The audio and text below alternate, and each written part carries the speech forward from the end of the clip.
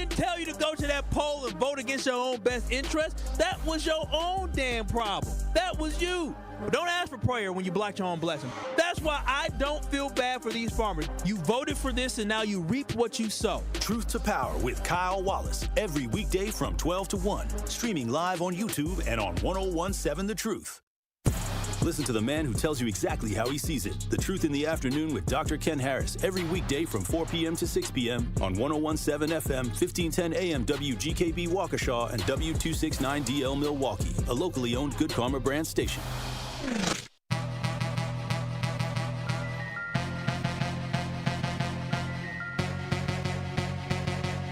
The place for the realest conversations. I appreciate United Garden Homes for stopping through with a check for $2,000. Yes. Some people came through anonymously. Yes. Dropped off money. The family has received those funds.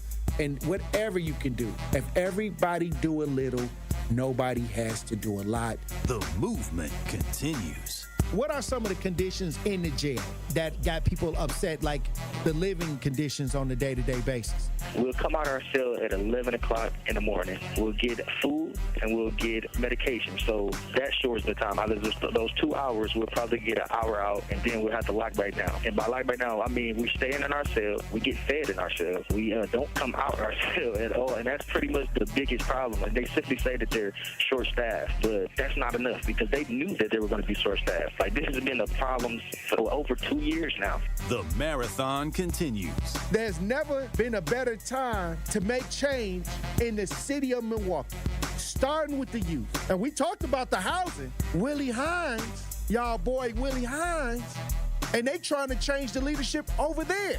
We got our hands full, and it's not the time. But we got attorney B. Ivy Lamar on the lines right now, calling from the courthouse. How you doing, attorney B. Ivy Lamar?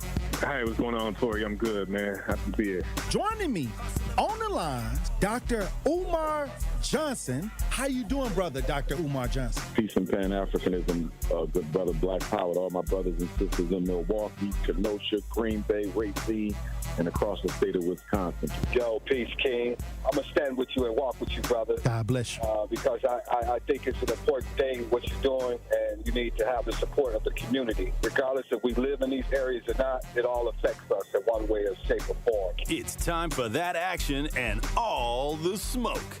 This is the Wisconsin Broadcasters Association award-winning Tory Lowe Show on 1017 The Truth app, and streaming live on YouTube. Man, best show in the world, bro. You got the best show in the world. Hope you know that, man. God bless you, brother. I appreciate that. Big up to you both. Thank you so much. Tory, you spoke to my kids. Liz, you did too. But you spoke to my kids, and when I tell you both that they was talking about what we did earlier that morning all day, that's literally what they was doing. They was talking about it all day. My son was just hollering, awesome. Where's Tory? Like, I wanted to make sure that I let you know that to hear a person and have a person like you in this community, the way that you are selfless, the way that you give, even when your cup is not even full, you are filling other people's cup. And that just inspires me to make sure that I help you the best way that I can by doing my part. As always, my good brother, stay cool, stay calm, stay focused. Now, live from the Avenue in the heart of downtown Milwaukee, here is the king of talk radio, Tory Lowe. Justice Wisconsin, the truth, the most requested advocate in the state. 101.7 FM, the movement continues. Yeah. Milwaukee, stand up. It's Tory Lowe, the truth. From 1 to 4, we about that action, so tap in and let's go. We want that justice, we want all the smoke. From Monday through Friday, trying to bring the city hope. Yeah. Tory Lowe from 1 to 4, Monday through Friday, let's go. We bout that action from the block, and we ready, let's go. Tap in, and it ain't no holding back. We ready. 101.7 The Truth. Tory Lowe Show, live from American Family Insurance Studio at the Avenue. And I'm here for the action. And nothing but that action. And I want all the smoke. Who wants the smoke today? Salute to all my brothers and sisters on the front lines. The marathon continues. The movement continues. How you doing, everybody out there in Radio Land? And how everybody doing in the chat? Salute to everybody joining the show in the chat. We got another powerful conversation. So I'm gonna need y'all to open up your ears, okay? Look, we got another powerful conversation for y'all today on this Friday. I'm gonna need y'all to tap in today. Who we got in the chat? S.E. Jeff, Josh, Willie. I see you, Willie. Willie in the chat. Who else? Mo the Elephant. Hey, salute to everybody joining the show today. There's a couple things that's going on that I want to discuss. And I'll start here with the Epstein stuff because I'm excited that they're saying that these files will be released, but something was brought to my attention. And I said this before I seen this story. I said, I'm going to start seeing who some of y'all are, some of y'all bots are.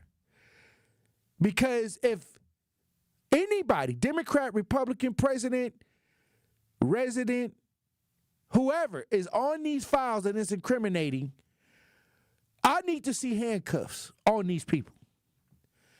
And I'm starting to believe that the Jeffrey Epstein is a distraction, because if they keep bringing it up and nobody's going to jail, what is it? What is it? We talking about kids being harmed in a negative way. What is it then? If nobody's going to go to jail, why is it always in the media? What are we being distracted from? Understand what I'm saying? What are we missing? Because if nobody's going to go to jail and they consistently pointing fingers, I got to look beyond Jeffrey Epstein and say, it's something going on, and the Jeffrey Epstein is the distraction.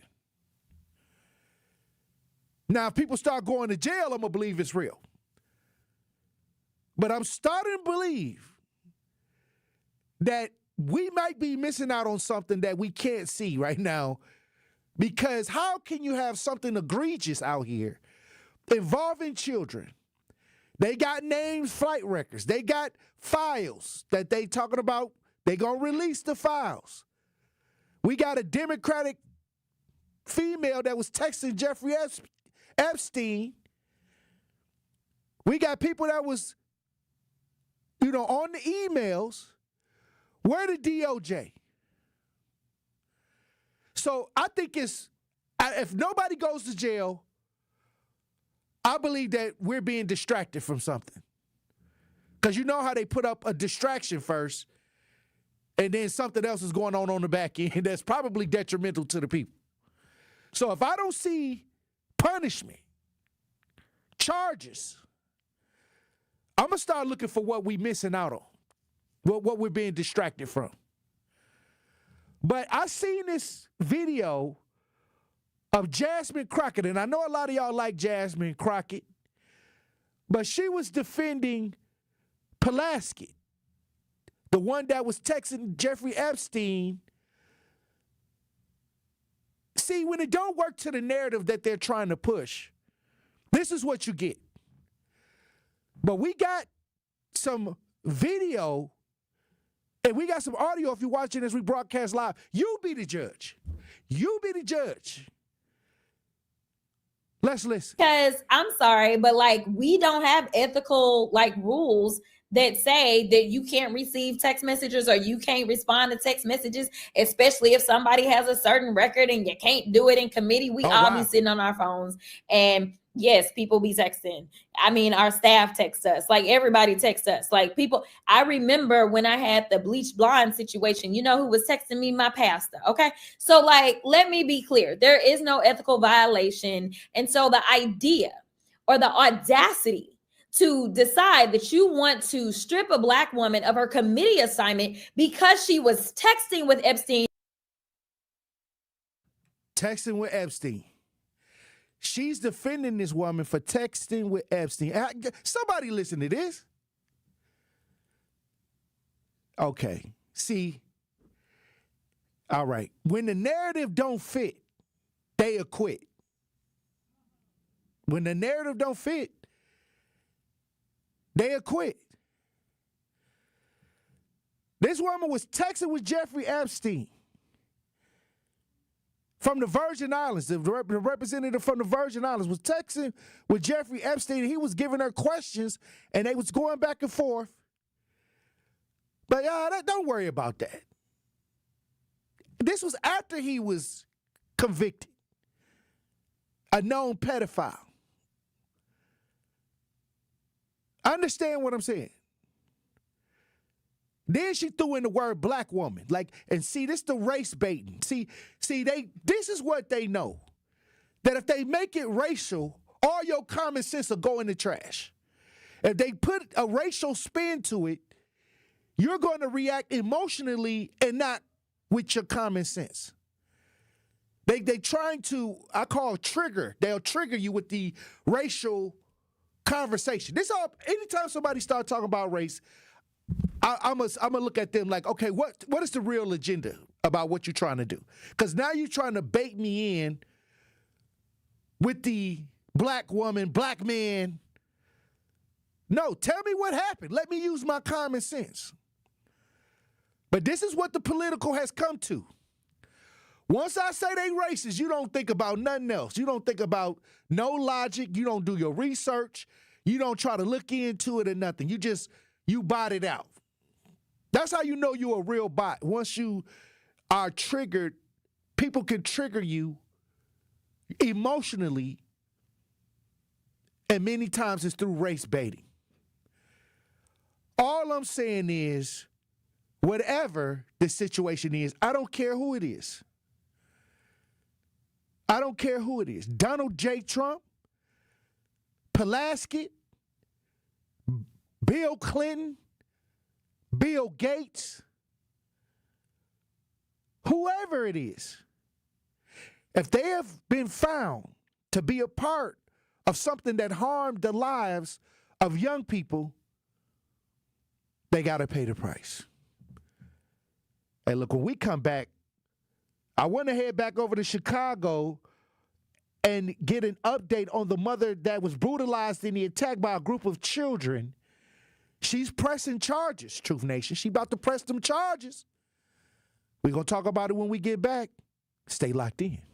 And that's Tory Lowe, bringing you all the action and all the smoke. Tune into the award-winning 1017 The Truth Black Business Give Back Spotlight this Friday at 3:57 p.m. between the Tory Lowe Show and Truth in the Afternoon with Dr. Ken Harris. I will be joined by Takara Henry, Executive Director at Sickle Cell Warriors of Wisconsin, where we will discuss empowering the community through awareness, advocacy, and action with a focus on sickle cell disease and the impactful work being done right here in Wisconsin. Again, that is the Associated Bank Black Business Give Back Spotlight this Friday with Sickle Cell Warriors of Wisconsin on the award-winning 1017 The Truth.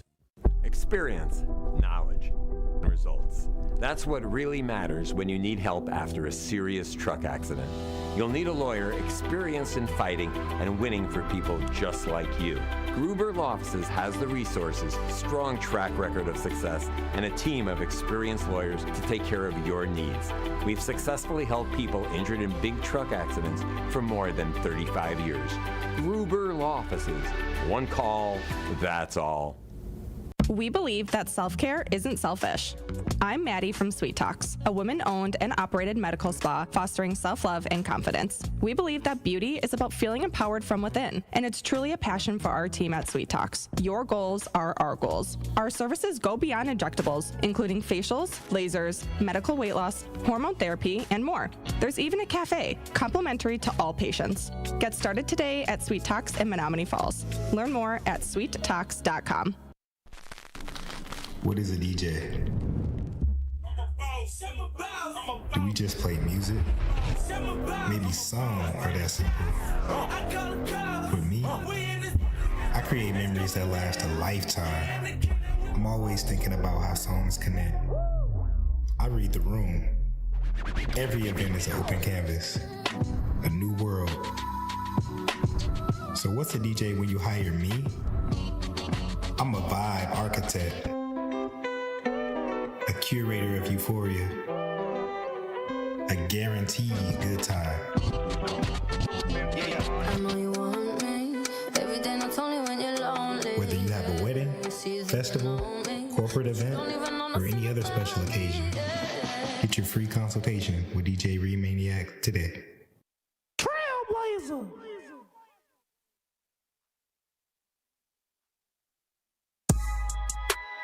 This is the Tory Lowe Show on 1017 The Truth app, and 1017thetruth.com.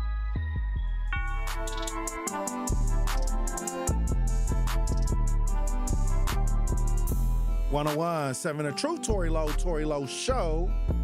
Look, join us live as we broadcast live on YouTube, X, Facebook. Hey, you can enjoy the Tory Lowe Show on all social media platforms. And download the app, the 1017 The Truth app, and listen in to the Tory Lowe Show live from anywhere. But I want to head over to Chicago. Mother describes brutal attack by a group of kids from Bright Elementary School. And she's now deciding to press charges. She wants to press charges against the parents. See, I told y'all this was going to happen. See, I'm seeing the evolution of these kids getting so ridiculous that I'm telling you, they're going to start charging the parents. And I've been saying this for the last couple years. But this is just one example. All they need is a good story to start changing the laws. Understand what I'm saying? In them school shootings, I seen the mother in Minnesota was charged for her child in Minnesota like a year ago for the school shooting. Now I'm starting to see that people are like, like, if y'all can't get these kids under control, then you're going to have to pay the price, the parent. Well, the Chicago mother is trying to make sure that those parents are held accountable. We got video if you're watching this, we broadcast live.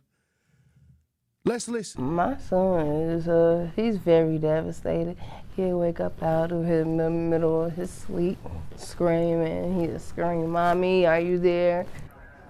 Hatter says her 9-year-old son and 6-year-old daughter are traumatized after watching their mom get attacked by a group of kids. In this video, we've blurred the faces of those involved because they're all minors. We've stopped it after she was dragged to the ground because of how brutal it is. Her son was beaten, and she says one of the kids pulled her daughter's hair. Her daughter stood off to the side crying, watching her brother and mother get attacked. Oh, wow.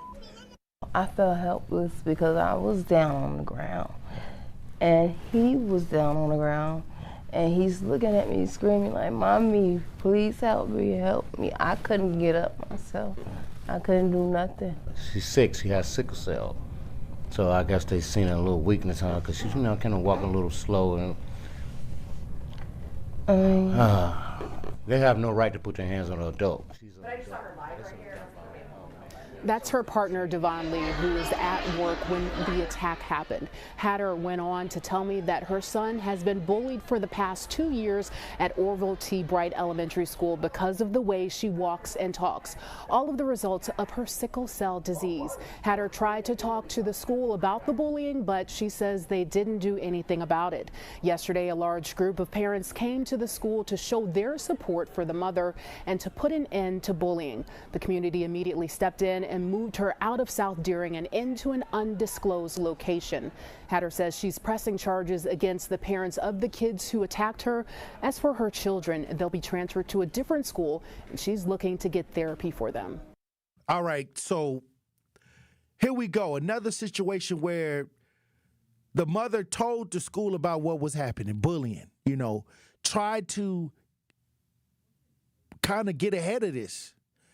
But once again, how many times have I heard personally parents of kids that are being bullied went up to the school and the school had no answers for the bullying, for the attacks. And then to the point where she's trying to be the protector and help her child to where her child has now witnessed the person that he thought could possibly protect him be beaten by the same kids. I mean, can you only imagine? She said they was on the ground. She could look over and see her son looking at her while she was being beaten. I mean, can you imagine the psychological damage to that child that the mother, his mom, couldn't stop these kids? I mean, wow. Wow. The horror of seeing your parent, being abused by the same kids in your classroom.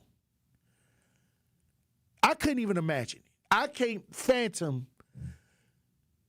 This is just ridiculous. And I think that now that we're having these conversations, this is the story that they can use to start passing laws to make parents be held criminally responsible. I'm telling you, they looking for all it takes is a good story for the politicians to be like, oh my goodness. And next thing you know, you're going to have to keep your kids under control. But I got a story at the 2 o'clock hour that I want to talk about. I got a question of the day because here we go. It's something that we got to discuss. I don't even want to spoil it. Y'all got to hold on for the top of the hour because y'all not going to believe this story that I got a question of the day for at the 2 o'clock hour at the top of the hour. But it kind of fits into what's going on right here with this bullying that we've been seeing. And understand that when a mother or a father goes up to the school and try to get ahead of this, many times that you find out that the system is failing from within. The system is failing from within.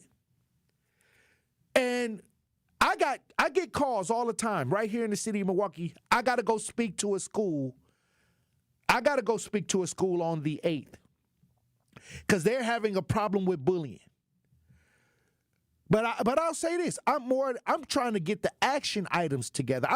I want to put, when I talk about bullying, I'm trying to set up an action item to make sure that they can have a protocol to try to deal with bullying. It has to happen. There's no words that you're going to say that's going to stop a child. Oh, you know what? That was a good speech. I'm going to stop bullying people. It hasn't worked yet. It hasn't worked. I talk about bullying. I try to see what the system is. What do y'all got in place? I've been doing this for years.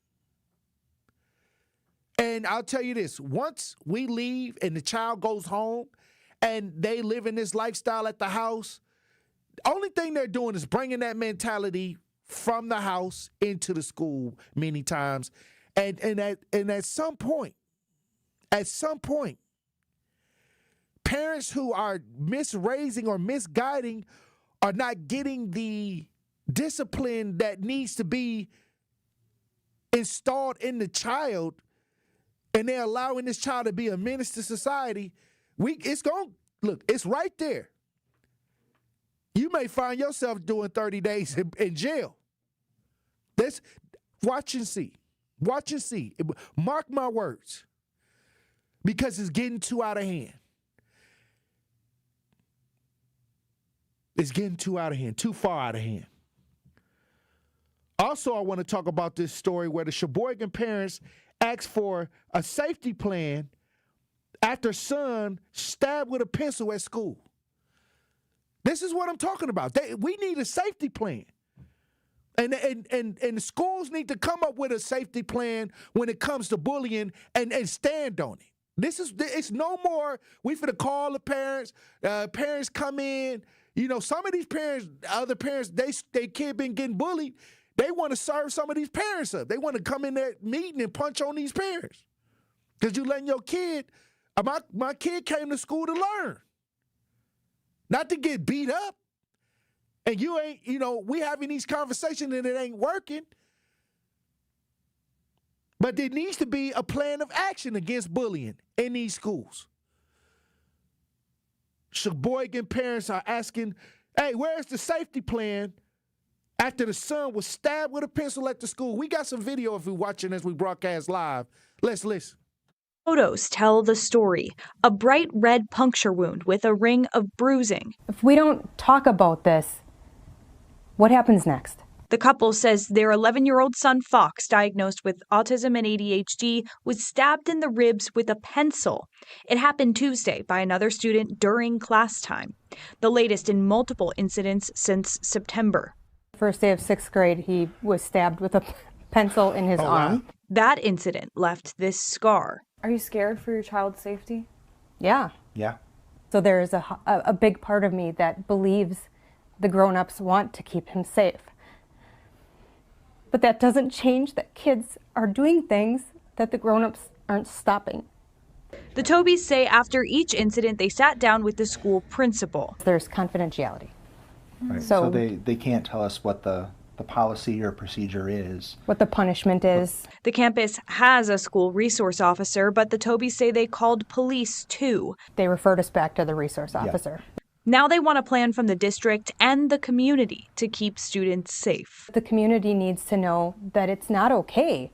And if we want it to be better, we have to work together.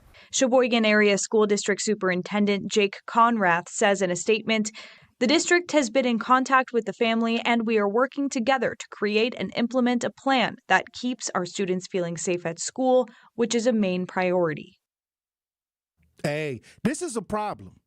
This is a problem, and this is what I'm saying. Ain't no more talking about this bullying. Kids are committing suicide. Okay, look, let me, you know what? Let me take a breath. Let me breathe in. And while I'm getting my blood pressure regulated, I'm gonna run the break. When we come back, we'll have a pop culture report, Truth Nation. Stay locked in. Don't touch that dial. The Tory Lowe Show will be right back on 1017 The Truth, The Truth app, and 1017thetruth.com.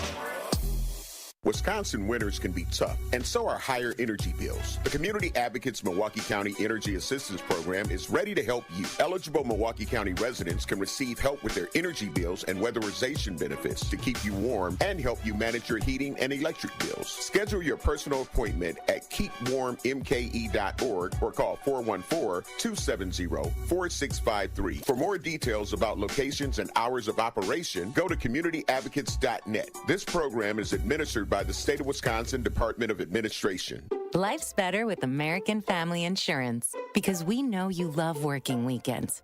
If it means working on your dream home, both inside and out. And we're here to help protect those dreams so you can enjoy peace of mind.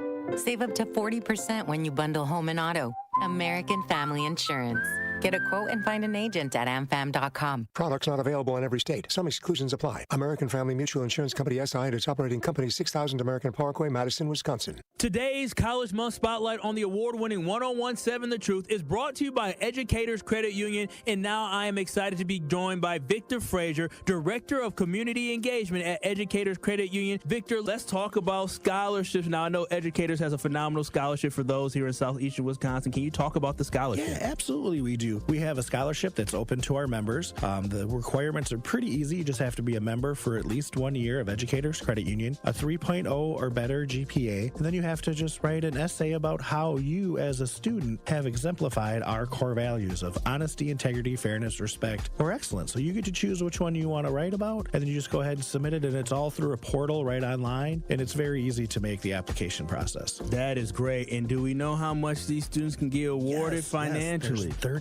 $2,000 scholarships available. So it's a pretty big scholarship out there. That is a phenomenal tip. Lastly here, what is the final tips you would give to any student who is looking for additional funds to go to college and choosing what school they should go to? Right. The scholarships, you got to apply, do some research. A lot of the students, I call them digital natives, right? They grew up with Google. Go out there and search a scholarship for the particular field that you're interested in. One of the things I tell students, because I know what they're thinking, scholarships. I got to write that essay. I don't want to write that essay. I hate writing essays. Here's the thing, folks. Write 3 solid essays. Why you're a great student, how you're going to change the world, and why you're deserving of that scholarship money. You can recycle recycle that for all the different scholarships you apply for. That's pretty much the 3 questions they're going to ask of you when you apply for a scholarship. So have those 3 essays ready to go, recycle them, and apply for as many scholarships. Because here's the thing, folks, that's free money. You don't have to pay that money back. We are insured by NCUA, and we do have membership eligibility requirements. Fantastic. Thank you so much for joining us here today, Victor. Thank you very much for having me. Always a pleasure. This has been your College Month Spotlight with Educators Credit Union right here on the award-winning 1017 The Truth.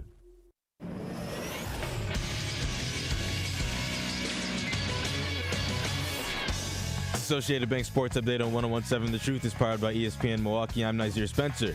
The Packers are back in Lambeau to face off against the Vikings. Quarterback Jordan Love on the matchup. It's one of those defenses that I think they're always applying pressure to the offense. I think some of just the confusion they try and create and the chaos they try and create, kind of forces quarterbacks to make some bad decisions. That game begins at noon on Sunday. The losing streak continues in Milwaukee for the Bucks as they lose 123-114 in OT. Ryan Rollins tied his career high at 32 points, but got out-dueled by 76ers Tyrese Maxey, who scored 54 points. Ryan Rollins after the game. Experience is the best teacher, so just being in those situations, you learn from it, you grow from it. It may be tough in the moment, but in the full aspect of it is good for me to learn and grow from. Bucks play the Detroit Pistons next on Saturday, the best team in the East, sitting at 13-2. This Sports Update brought to you by Associated Bank, proudly supporting your hometown teams. Member FDIC. This is the Tory Lowe Show on 1017 The Truth, The Truth app at 1017thetruth.com.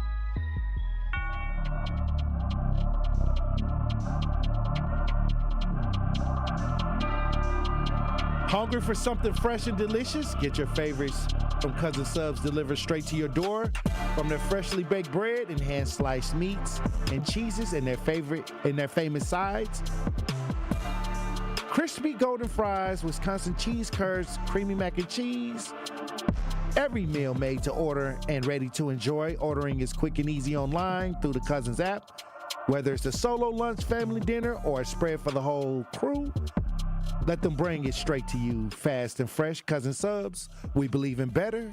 Joining me for the Pop Culture Report, GP in studio. What it do? How you doing, GP? Finest? Yes, it is. What's happening then? I'm feeling good. It's the end of the week. We gotta end it with a bang. You already know how that go. All right, well, I'm gonna tell you this. There's always some rumbling going on in New York. Yeah, it's always something happening. In your hometown. Yeah, it's tough. This time it's Ja Rule this time around.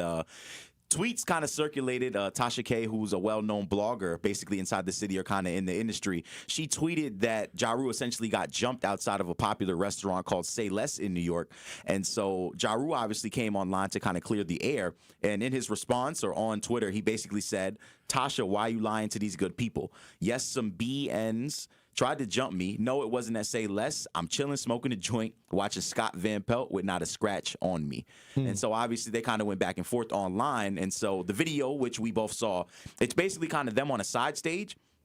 I believe he appeared at the Brandy and Monica tour. They were in, I believe, performing at Barclays. Was he performing or was he just there? They said it kind of happened on a side stage. Because I know Max B was performing. Yeah. So apparently, basically, sources tell that the scuffle kind of occurred on a side stage between Ja Rule and a group of men, and it was shortly contained after security. Billboard obviously reached out, but Ja Rule has yet to kind of, respond. Well, the rumor was that it was Max B's crew. Right, which is crazy because Max B did perform as well that night. Obviously, he's on, I believe, week 2 of his Welcome Home tour. I think he's supposed to sell out another venue in Brooklyn, too. But I didn't really understand the link there. I don't know if they ever had words or any type of disagreement. But, I mean, I don't know. I don't feel like there's a reason that Max B would kind of have a reason to target, Ja Rule. But well, Max B don't need to have his name in nothing crazy because he just got out. True. And I don't know what his paperwork looked like if he got a ton of probation. Because usually when you get out, you're free, but you on paper, you got to go some amount of time without getting in trouble. Yeah, you still under certain rules and restrictions. So he had to put the kibosh on it, or he would have been back in jail. I mean, he might be clear though. I haven't seen him with an ankle monitor anywhere, and there's no restrictions on travel. He's been all over the place. He's been out at restaurants. Right, but what I'm saying is does his paperwork? Because it depends on what the paperwork says. I mean, long as he don't drink, he probably can't drink. He probably can't do X, Y, Z, but he can do his, they probably give you a little bit more room to work. Mm-hmm. But like I said, I don't know how his probation looked. Right. I hope that he's not involved in this, obviously, as he's saying. But obviously right now, rumors are rumors. It doesn't seem like there's much more that's going to come from this. But my thing is here again, that as Andrew alluded to in my ear, that these men are both almost 50 years old. At what point do you sit down and stop being outside? Because these YNs don't care about their ONs. They don't care about, like... Let me tell you something. Now there's no respect on no level. It don't matter if you OG, whatever title you want to give yourself. Right. Nobody cares at this point. I think back in the day, it was Big Mama, it was OG, it was bro, it was people that, you respected, that you looked up. Now it ain't none of that. Yeah, and it's sad. It's there's no rules of engagement. There's no respect. There's no kind of process. Again, there should never really be a process, I guess, if you want to engage. But the thing is, too, like, you're outside of the public venue stirring up ruckus and trying to steal from somebody, number one. Number two, if you got an issue with somebody, why not face them one-on-one? The crazier thing that you can do in life is try to jump someone and ain't not no accomplish. One-on-one. Ain't no one-on-one. That's a thing of the past. No? Ain't no such thing as a one-on-one no more? No. I unless it's something quick. If they got friends around, they gonna jump in. Like, it's just not gonna happen. The one-on-one concept is almost a dinosaur. I feel like it's more honorable to take your lumps one-on-one, though, than it is like... Who out here got honor, though? I mean, in the streets. Where are you finding the honor at in the streets? It's somebody hiding out somewhere. That's delusional. You know what I found out? Because I'm an advocate. I get to, go through and deal with a lot of different situations. In my mind, I said, if this would have happened like when I was coming up, it would have been a one-on-one. Absolutely. It should have been. But now, I'm not seeing that at all. I'm seeing that, okay, they'll act like it's going to be a one-on-one, but the minute somebody look like they getting the best of somebody, then they just going to collide. It's just going to cave in on the situation. And I'll say this, it's just best to not even get engaged now. Like, I think now the bravery comes with being able to not engage. It's tough. I don't know. I think I hate to say it or put it this way, but we're not condoning violence by any means. Right. We're not saying that you should go out and just punch on people just for no reason. But again, here we go. We just talked about bullying. I'm just saying, if I deem myself as an honorable person, I'm more mad at the people that I roll with if we can't even accomplish that in a good way. If you're trying to jump somebody and you're unsuccessful with that, then that just means you hanging out with a bunch of bums. Them cats ain't on nothing. But again, for Ja Rule, if you're 50-something years old, it gets to a point where you should not be outside. You should be doing more productive things with your time. Again, obviously mentioned in the restaurant as well, or in the restaurant that he allegedly was jumped at, which we know is false now. Someone got shot there last week. And so all the time, guys are outside popping it, talking crazy to people who don't got nothing to lose, don't got nothing to care for. And we see how, again, things can kind of transpire and get way out of hand. Maybe it's karma. For who? Ja Rule. For what he... Nah, but, I mean, he didn't get any karma. They didn't get anything off him. What I'm saying is he spent a lot of time talking about it's murder. Okay, he spreaded a lot of this, I'm a tough guy, it's murder, All I'm saying is, they say be careful what you put out in the universe because you're going to attract it. Now, this is the most I done heard of Ja Rule since the Fire trip. Fire Fest? The Fire Fest. Right. So he's only time I hear about Ja Rule now is when he's in some type of drama with 50 or like stuff like this. Not for his music, because I know he's still making music. I mean, and then Irv Gotti passed away, his longtime producer. Right. And then I heard about him. But he's just quiet. Nobody's checking for Ja Rule. That was a TikTok that they were going around and people was calling and saying, hey, man, I got tickets to the concert. And they be like, yeah, what concert is it? Yeah, I want to hear yeah, let's go. And it's like, it's Ja Rule. And it's like a prank. So he's basically, just a sideshow right now. I don't think he's a laughingstock. Again, Ja Rule does have a good legacy. He had an elite run in the early 2000s. Obviously, he had his relationship with Ashanti. That's crazy. Don't buzz at that. Come on. He's a New Yorker. I got to say enough for my New Yorkers here and there. But he obviously... See, this is why I say you always take it up for New York people. You got love for these people. Because this was unjust. It's just from your hometown, and I understand it. This is unjust. He was attacked. I hear what he was you're assaulted by some men that didn't know any better. They didn't show any respect to a legend, to an OG in the music game. Whether you want to admit it or not, Ja Rule had a crazy run. He had a lot of good hits. And his downfall... I still like a lot of Ja Rule records. But what Absolutely. I'm saying is his legacy is tainted. He will go down as the person that 50 Cent exposed as somebody that was a commercial gangster. You're not wrong. You're not wrong. I think the act or kind of like what led into it, again, we talk about all the time. They were essentially trying to kill each other, and 50 Cent obviously did come out on the top of it. There's a bunch of times where 50 Cent tried to humiliate him, bought tickets to his concert, and kind of posted all the memes and all the other stuff and talked about Irv Gotti. And even up until probably 6 or 7 months ago, I know Ja Rule appeared on a podcast with, I believe, Carmelo Anthony and some of DeSusa and Mero guys, and kind of, alluded to what the beef started or where the beef originated from, and kind of how he feels about it. He feels like he's still the better artist, up to this day. I think if anything, he should make a documentary on him and 50 Cent, and just put it on Netflix. I think they already did. You think it's one on him and 50 just pure about what happened? Yeah. I don't know. With the G Unit and Murder Inc. beef, I've seen it when I was growing up, years and years ago. I thought that was like a Smack DVD one, where they just kind of pasted it together. You know what I mean? I thought I'd seen something, but it was like how they was doing all them Tupac East Coast, West Coast videos, like a Smack DVD.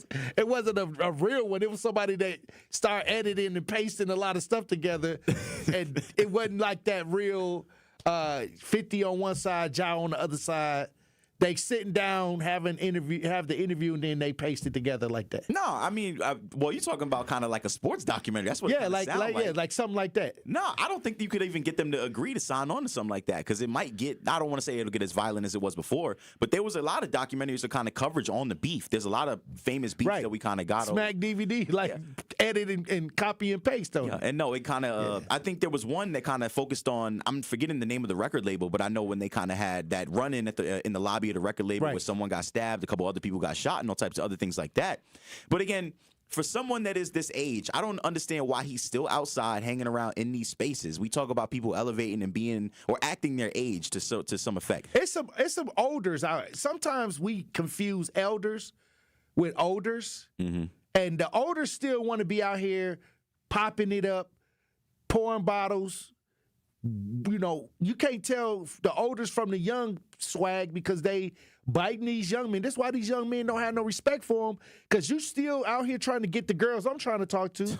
You still competing with me. You are older, but you still trying to compete, thinking you still got it.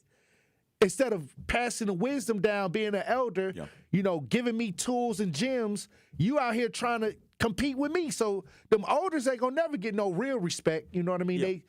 They haven't graduated into the idea that, okay, maybe I need to be a coach. Yeah, it's just and tough, get off and stop being a player. Yeah, it's tough though. I mean, that's just kind of how it is. Like in New York, that's kind of the culture. Again, like we talk about the era where there's D-boys and all the other guys that were trying to make it and trying to hustle and trying to grind, and so that grind really doesn't ever stop. Like again, I saw another funny picture online because I know there's Mano, I believe Dave East, and there's Fabulous and Jim Jones. They have a podcast together now, and they're basically calling them the Y or the old YNs in New York. And these are guys that are 40-something, 50-something, dressing like the guys that you might see outside. Jim Jones, yeah, 20 years old, 25 years old. And so at what point do you grow up and stop putting yourself in bad scenarios where things like this can happen and rumors can start to circulate? Some people think it ain't no money in being grown up. Okay, well, look, when we come back, we'll have more conversation. True Nation, stay locked in. More of the Tory Lowe Show is next on 1017 The Truth app, and 1017thetruth.com. This season, the Bucks are going for it all. A game winner for the Greek Freak. Go inside the team's pursuit of a championship on Locked In, the new season of the Behind the Bucks podcast, narrated by Bucks legend Marcus Johnson. Hear from the team stars on why they think they can make history. It's all on Behind the Bucks on the Bucks Plus audio network. Behind the Bucks is presented by Gallagher, your trusted insurance broker and HR and benefits consultant. Available now on Bucks.com/plus, the Bucks app, the new ESPN Wisconsin app, and wherever you get podcasts. It's 1017 The Truth. Dr. Ken Harris for Pella Windows and Doors of Wisconsin. Sometimes teams take a timeout to regroup and call the right play. When it comes to your home, Gina Della and her team at Pella Windows and Doors of Wisconsin always have the winning game plan. Check out the championship caliber play call this month. A whole house of beautiful, new, energy-efficient Pella windows for as low as $297 a month, and get this, 0% interest for up to 6 years. That's like running a drive that keeps moving the chains loans with no penalties and no interest. And I can tell you from my experience, Pella Windows actually stop the drafts. You'll stay comfortable no matter how cold it gets outside. Think about it. Energy savings, comfort, and a great monthly payment you can actually manage. That's why I trust Pella Windows and Doors of Wisconsin, and why this is the right time to make your move. Call today and schedule your free consultation at PellaWI.com. Certain restrictions apply. Ends 11/30 of 2025. Ready to buy your first house, move into your forever home, or simply refinance? At Associated Bank, they've got you. With the right lending plan and guidance, you can achieve your dreams. Your financial goals are much closer than you think, and Associated Bank is excited to help you reach them.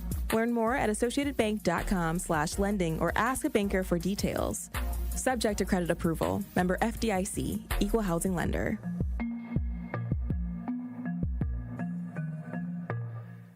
To help those who want to be helped, but may not be able to afford it.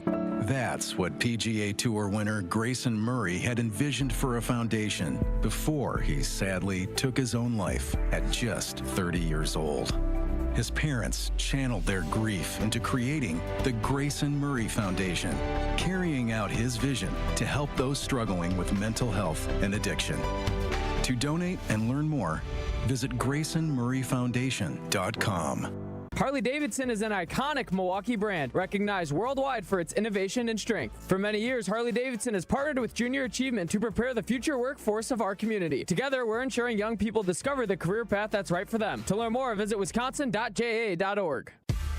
Join Marketplace Wisconsin on December 10th and 11th, where contract-ready small businesses meet buyers, partners, and mentors. Register now at marketplacewisconsin.com. That's marketplacewisconsin.com. Gruber's Offices, a proud partner of your Milwaukee Bucks. This is the Tory Lowe Show on 1017 The Truth, The Truth app at 1017thetruth.com.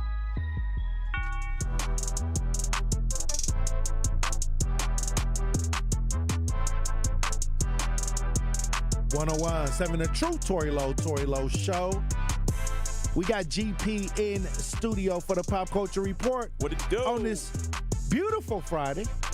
Beautiful, gorgeous outside. Hey, what else do we got going on in these pop culture streets? So this is a story that Andrew kind of breezed by me, and obviously me being from New York, I'm a Knicks fan, so I'm very familiar. Here we go. Very familiar with a lot of the players on my roster, but there's one player that I'm kind of beefing with right now. Center Mitchell Robinson, he's kind of gone viral for, I want to say, his music taste. There's a clip of him. I'm not sure if it's during halftime. I'm not sure if it's pregame, postgame, whenever, but some teammates, it's postgame. So his teammates were basically playing some DMX in the background, and he basically posted himself on Snapchat kind of saying, hey, like, can we turn that DMX off? I just want to listen to some Morgan Wallen. And it's kind of calling into kind of, I guess, in my mind, as I know you're a former athlete, I'm a former athlete. Did y'all have any type of, like, protocol? Like, was there a playlist that y'all kind of played, or what music did you like to listen to, you know, when you still? I think that I had my headphones on, and I think that when they played music when I was playing, I just had my own music. Like, I mean, we had a diverse team. Mm-hmm. So, you know, some people was listening to music that I wouldn't even think about listening to because of where they came from. But I liked it, you know, more hard, street, coming from the street type hype music. Mm-hmm. That's what I was listening to. No, I think for me, again, and this is, again, I got to look straight into the camera when I say this because I am a Knicks fan. If you are ready to go to war and you're, like, for example, if I'm going to dunk on somebody, I'm not listening to anything that got to mention. You dunked on somebody before? I have before. Way back in the day. Way back in the day. But no, again, when you listen to music is was it a 10-inch? 10-inch rim? Nah, it wasn't no Fisher Price. 10 feet? It wasn't no Fisher Price. I just messed with you. I used to get up.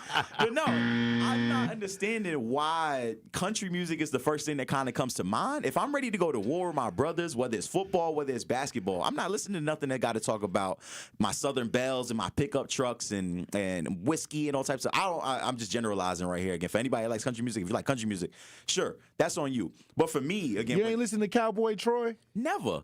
No. Big and rich? No, never. But I will tell you a funny story. So I went to college, obviously, in South Carolina for a semester. I played for a college called Presbyterian College. And I had the honor of being in charge of the playlist for some amount of time, also later on in my life when I was a senior at Concordia. And so my coach used to get mad at me. People used to complain because all I would play was hard rap. I played Drake. I played DMX. And obviously, I'm a New Yorker, so I used to play old Jay-Z. And some of the white boys from, Sheboygan and all these other places, they didn't understand that. So we had to have a team meeting. And so we came up with White Boy Wednesday. And so oh, wow. And so we, on Wednesdays, we listened to Christian rock, we listened to country music, whatever else they wanted to listen to. And then from there on out, it was anything else that we wanted to listen to, whether it was Jadakiss or Nas or anybody else. Busta Rhymes. Yeah, and so you kind of got to find that balance. I'm not knocking his music taste, but clearly his performance obviously isn't being helped. He needs to listen to some harder music. Again, in their last game, he had, 3 points and I believe 8 rebounds or 1 assist. So, do you really get to make those calls if you ain't really hooping like that? How important do you think music is when it comes to setting the tone? It's everything. Okay. It's everything. Music will make you want to do some crazy. We talk about Youngboy all the time. Right. So imagine what music will make you go do. So it evokes a lot of emotion. So it does taps into the psyche. Yeah, I think it takes you places that you can't take yourself normally. I don't know. Again, there's been some times where I've gone out and I've had some really good games, and I attribute it to my favorite song kind of being on in the locker room or whether it's playing in my headphones. And so for, Mitchell Robinson, he said Alicia Keys never. No, I can't listen to nothing soft, though. I got to listen to something that's going to make me get you in the war zone. Yeah, I'm trying to think. My favorite song probably when I was in college, I think Let the Bodies Hit the Floor. No, not even. It was DMX Intro. That's my favorite song. Oh, DMX, time. yeah. And you can listen to DMX and get going, yeah. And so again, that was one of my songs that I kind of had on my Tupac. playlist. Yeah. Tupac had a couple records that I would listen to. Yeah. It was DMX. I think that I used to listen to a lot of NWA, Mm-hmm. Public Enemy, stuff like that. Okay, yeah, no, I don't know. Music invokes a lot of emotion. It gives you a different kind of sense of who you are. I don't want to say it puts you in a different space, but it's kind of crazy that this is even a topic. Again, the fact that he could have his phone out kind of recording himself and kind of alluding to the fact that he just wanted to hear some country music. Whatever you do in your own time is whatever you do in your own time, but in the locker room, I think they got the CMAs coming up here pretty soon. Hopefully he's a special guest. Maybe that's where he needs to be at. I don't know. On my team, no, we ain't listening to Morgan Wallen. We need Jadakiss. We gonna make it. We need DMX Intro. We need Nas. All of that. That's what we really supposed to be listening to in the New York locker room. But here we go. I'm just saying that's how I want to keep it. But well, you came out of New York where most of the record companies was dishing out all the artists, so you was privy to a lot of the. They actually was probably walking up and down the street. Nah, no, it wasn't like that. You didn't see none of the artists from New York walking up and down the street? Here and there. I mean, in my neighborhood, I got to see Cam, Mace. I saw Cam and Jim Jones and them getting the chopped cheese one time. So I've spoken to them actually on one accord one time. So the store where I kind of grew up across from, they used to hang out there by a mural. I know they had a friend Bloodshed who passed away, but so they spent a lot of time out there. And so, I guess music is kind of synonymous with everything that we kind of go through. Music. What do you think about all these rappers from New York trying to be a podcast personality now? Is rap turning into podcast?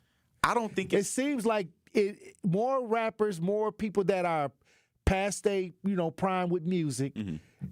I think they're seeing podcasts as a way to make some money. I think it's a good kind of transition and kind of an avenue.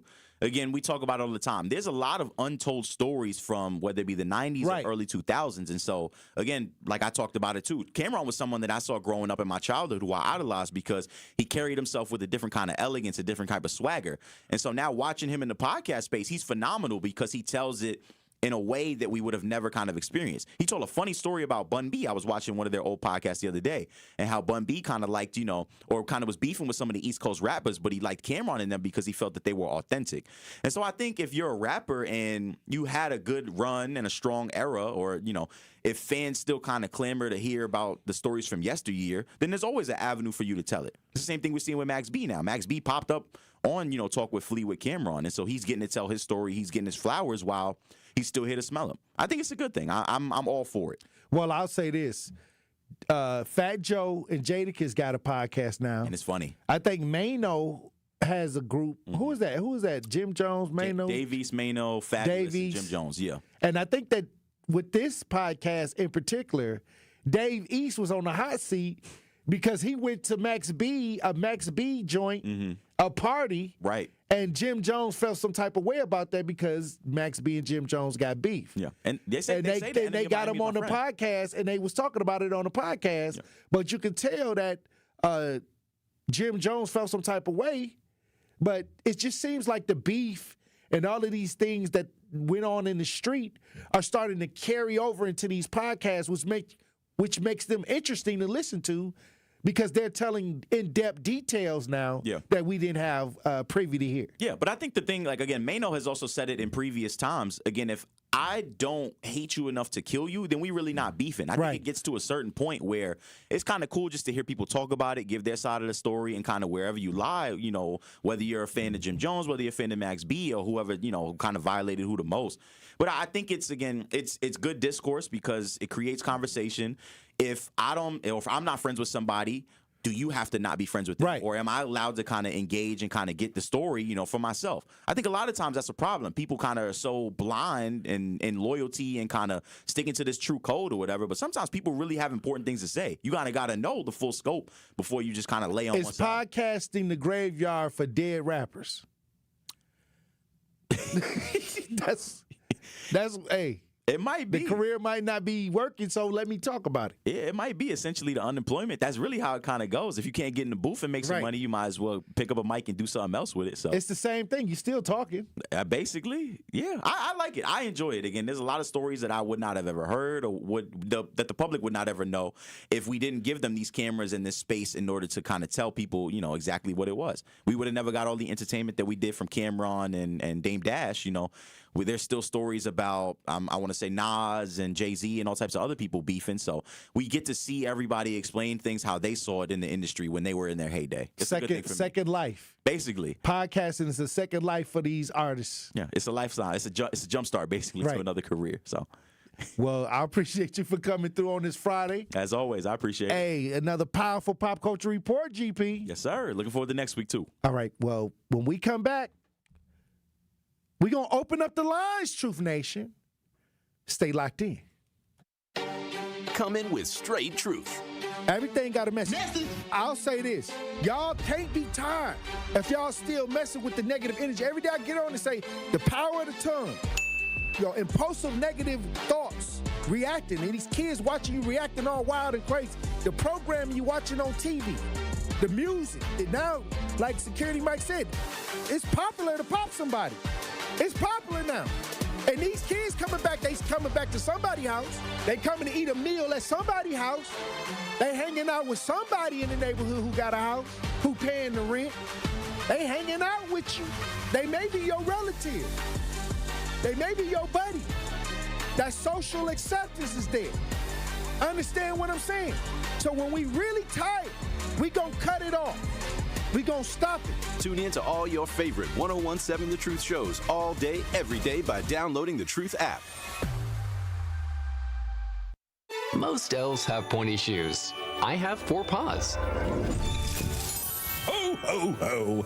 Pallet, how's my favorite helper making the season shine? Oh, just sprinkling a little color wherever I go. You see, Santa, my person's a veteran, and some days the memories are heavy. When her skies turn gray, I help fill her heart with shades of hope, the purple of laughter, the blue of courage, and the happy hue of joy. Sounds like you're painting the world brighter. That's right, Santa. I'm more than her service dog. I'm her living paintbrush. With every swoosh of my tail, I add a stroke of cheer to her canvas. With every longing gaze, I brush love on the picture we're creating together. A masterpiece, wrapped in warmth and tied with a bow. Now that's a gift you can't put under a tree. This season, help paint the picture. Learn more at dogsinc.org. People don't realize that glaucoma is one of the leading causes of blindness. Because there are often no early symptoms, nearly half of those with glaucoma may not even know they have it until vision loss has occurred. I was diagnosed with normal tension glaucoma in July of 2020. And what we found out at that point was I had already lost 40% of my sight. You think it only affects people that are, 75 or older, retired, grandparents, and that's not the reality of it. I didn't think at all glaucoma was going to affect me because I didn't know of anyone that had glaucoma, no one in my family. When you have glaucoma, you can't get back that sight that you lost. And so early detection and treatment is vitally, vitally important. Don't miss life's most beautiful moments. Schedule an eye exam today. National Glaucoma Research, a Bright Focus Foundation program, offers free resources and tips for healthy vision. Learn how to protect your sight at stopglaucoma.org. All of your favorite 1017 The Truth content whenever you want. The Truth app has it all. The Truth is on 1017 and 1510 WGKB Waukesha, a locally owned Good Karma brand station. This is your 1017 The Truth News Update.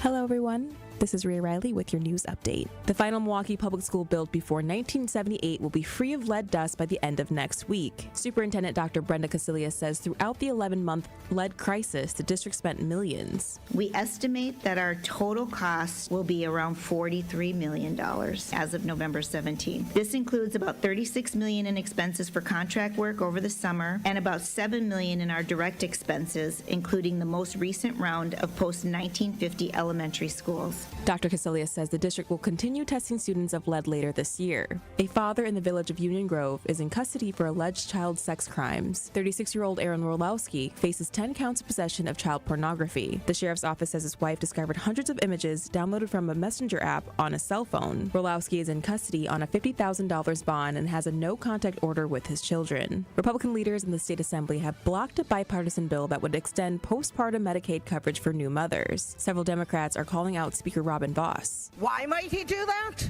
To avoid getting this to a vote on the floor. And I'm mad about it. The legislation already passed in the state Senate and has nearly 30 GOP co-authors in the Assembly. State Representative Robin Vining. It shouldn't be this hard to get Republicans to do the right thing. Wisconsin women deserve access to quality, affordable health care, and that includes postpartum care. Similar bills have been passed in 48 other states. This has been your news update. The Tory Lowe Show continues on the new 1017 The Truth.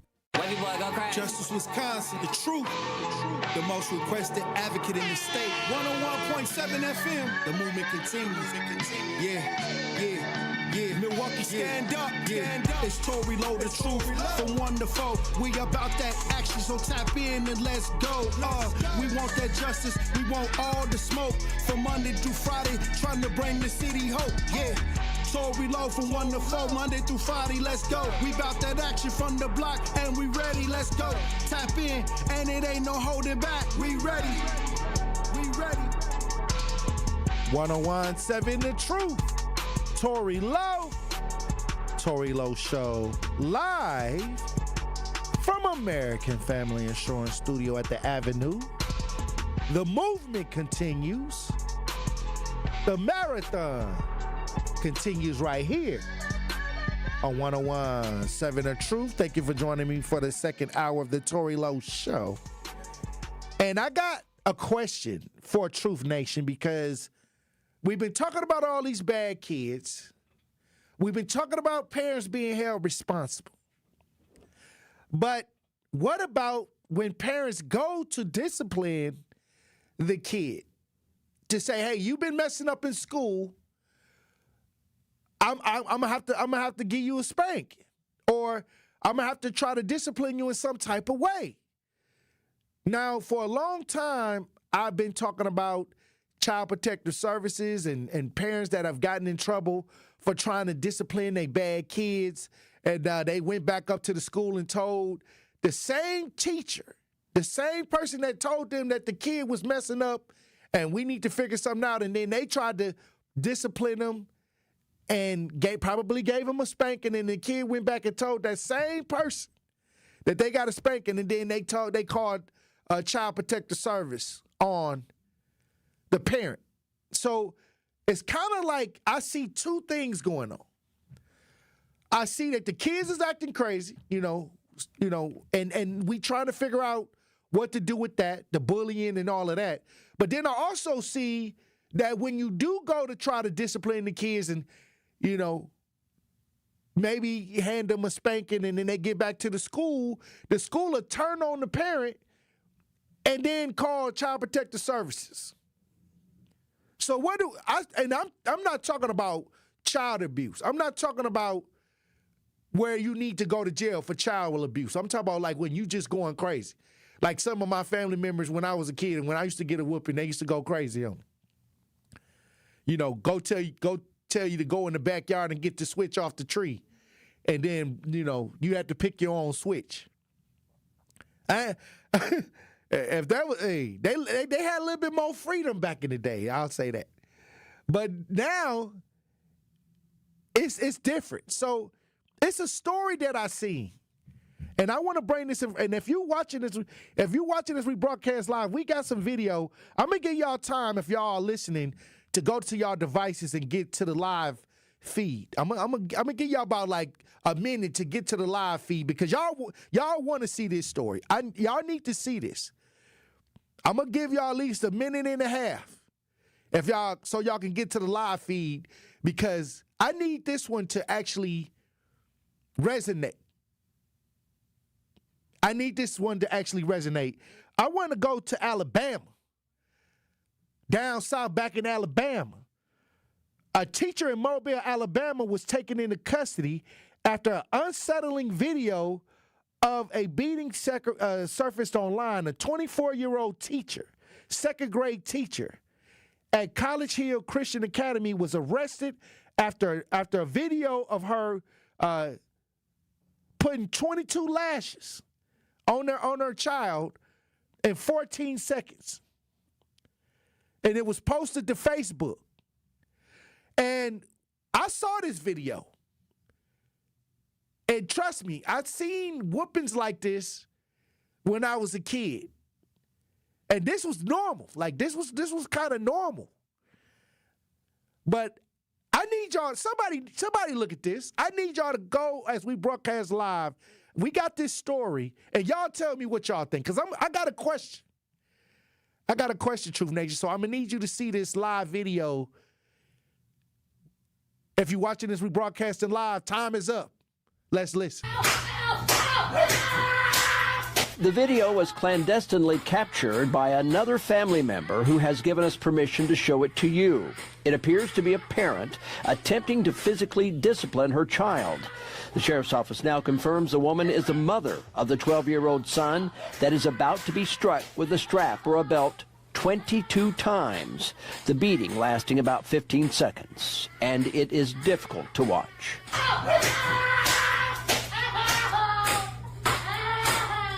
The woman then pulls the child up from the sofa by his hair, then unleashes a torrent of profanity. Get up! Get up!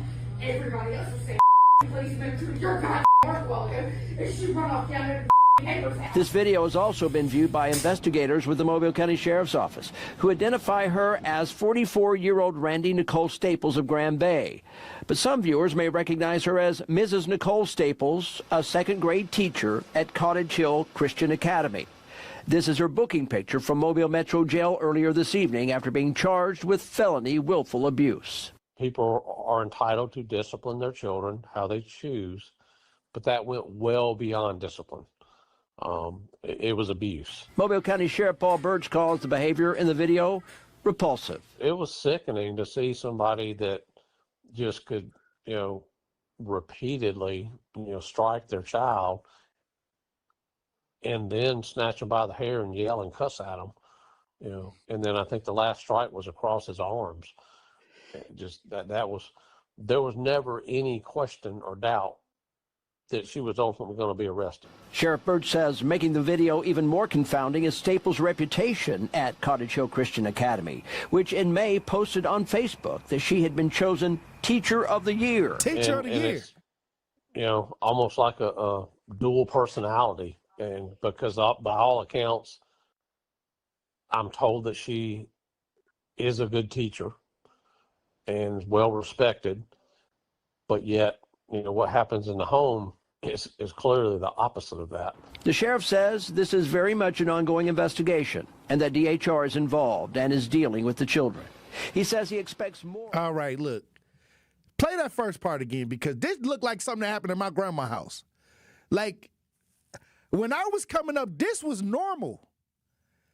Just that first part where she was whooping them up, had them get over the couch. That never looked peaceful. All right, I don't cuss on the air. The video was clandestinely captured by another family member who has given us permission to show it to you. It appears to be a parent attempting to physically discipline her child. The sheriff's office now confirms the woman is the mother of the 12-year-old son that is about to be struck with a strap or a belt 22 times, the beating lasting about 15 seconds, and it is difficult to watch. This what that look like. I ain't saying that, The woman then pulls the child up from the sofa by his hair, then unleashes a torrent of profanity. If y'all bring back these good old-fashioned ass whoopings, these kids won't act out of pocket. Now, somebody was recording this. The video was clandestinely captured by another family member who has given us permission to show it to you. It appears to be a parent attempting to physically discipline her child. The sheriff's office now confirms the woman is the mother of the 12-year-old son that is about to be struck with a strap or a belt 22 times, the beating lasting about 15 seconds, and it is difficult to watch. This is what, when they told you to go to school and act right, the video was clandestinely captured by another family member who has given us permission to show it to you. It appears to be a parent attempting to physically discipline her child. The sheriff's office now confirms the woman is the mother of the 12-year-old son that is about to be struck with a strap or a belt 22 times, the beating lasting about 15 seconds, and it is difficult to watch. That's what this looked like to me. The video was clandestinely captured by another family member who has given us permission to show it to you. It appears to be a parent attempting to physically discipline her child. The sheriff's office now confirms the woman is the mother of the 12-year-old son that is about to be struck with a strap or a belt 22 times, the beating lasting about 15 seconds, and it is difficult, and it is difficult. But I'm telling you, when I saw this, I said, The video was clandestinely captured by another family member who has given us permission to show it to you. It appears to be a parent attempting to physically discipline her child. The sheriff's office now confirms the woman is the mother of the 12-year-old son that is about to be struck with a strap or a belt 22 times, the beating lasting about 15 seconds, and it is difficult to watch. I was young. I mean, I didn't wash the dishes or something. I was neglecting my duties. That's what happened. You know, what I'm saying is, the video was clandestinely captured by another family member who has given us permission to show it to you. It appears to be a parent attempting to physically discipline her child. The sheriff's office now confirms the woman is the mother of the 12-year-old son that is about to be struck with a strap or a belt 22 times. Kathy in the chat says she don't like this. She think it's abuse. I'll just say this. I'll just say this. I grew up fearing to get that spanking, get that kind of spanking. So when I was out and about doing what I was conscious that when you say, okay, when my grandma say, hey, you know, you gonna get in trouble, that's what came to my mind. So that's all I'm saying. You ain't got to get too many of those either. So, but I got a question. Is a good old-fashioned ass whooping criminal? Is a good old-fashioned ass whooping criminal? 833-212-1017. This is what I think that is. And a lot of people don't like that kind of punishment. And, hey, to each his own. But is it criminal? When we come back, we're going to open up the lines, Truth Nation. Stay locked in. The Tory Lowe Show returns after this on 1017 The Truth app, and 1017thetruth.com. So let me ask you, when the government, and again, I'm doing the air quotes, tightens the belt, who's standing underneath the belt when it snaps back. This is The Truth Unfiltered with Denise Thomas and Dr. Ken Harris. Don't want you to agree? Honestly, should I be transparent? I don't really care if you agree. I, like you, want to be heard. Sundays starting at 7 on 620 WTMJ and Mondays at 6 on 1017 The Truth. It's 1017 The Truth. Dr. Ken Harris for Pella Windows and Doors of Wisconsin. Sometimes teams take a timeout to regroup and call the right play. When it comes to your home, Gina Della and her team at Pella Windows and Doors of Wisconsin always have the winning game plan. Check out the championship caliber play call this month. A whole house of beautiful, new, energy-efficient Pella windows for as low as $297 a month. And get this, 0% interest for up to 6 years. That's like running a drive that keeps moving the chains with no penalties and no interest. And I can tell you from my experience, Pella windows actually stop the drafts. You'll stay comfortable no matter how cold it gets outside. Think about it. Energy savings, comfort, and a great monthly payment you can actually manage. That's why I trust Pella Windows and Doors of Wisconsin and why this is the right time to make your move. Call today and schedule your free consultation at PellaWI.com. Certain restrictions apply. Ends 11/30 of 2025. All you have is one chance after an accident, one decision on who to call, one shot to get the help you need. Don't waste it on the one offer you get from your insurance company. Make the one call to Gruber Law Offices. It's the only one you'll need to make. Call us today. Gruber Law Offices. One call, that's all.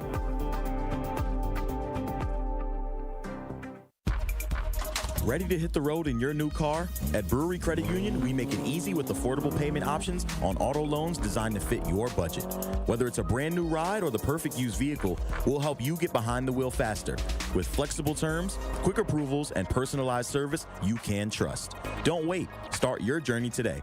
Apply online at brewerycu.com or visit us at Brewery Credit Union. Federally insured by NCUA.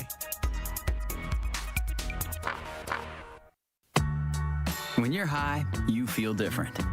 You think different, you talk different, you draw different, you listen to music different, but you probably knew that. Problem is, you also drive different, and not in a good way.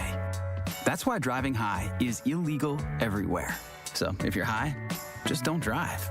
Make a plan to get a sober ride. Because if you feel different, you drive different.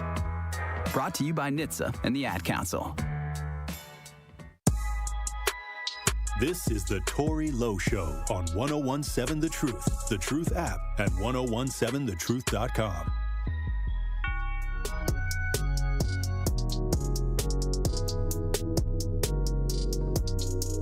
.101.7 The Truth, Tory Lowe Show, calling all black-owned business owners and entrepreneurs. Are you looking to share your story and grow your reach? We have teamed up with Associated Bank for our Black-Owned Business Give Back. Each quarter, 4 lucky business owners will win an opportunity to spotlight their brand and journey right here on the award-winning 1017 The Truth. To sign up for your business spotlight interviews, visit blackbusinessgiveback.com. That's blackbusinessgiveback.com. Let's rebuild our community's backbone through exposure right here on The Truth. For official rules, head to blackbusinessgiveback.com. Associated Bank, member FDIC. We went to break talking about, is a good old-fashioned ass whooping a criminal offense? An Alabama second-grade teacher found out that it was. A 14-second video of her whooping her child for whatever reason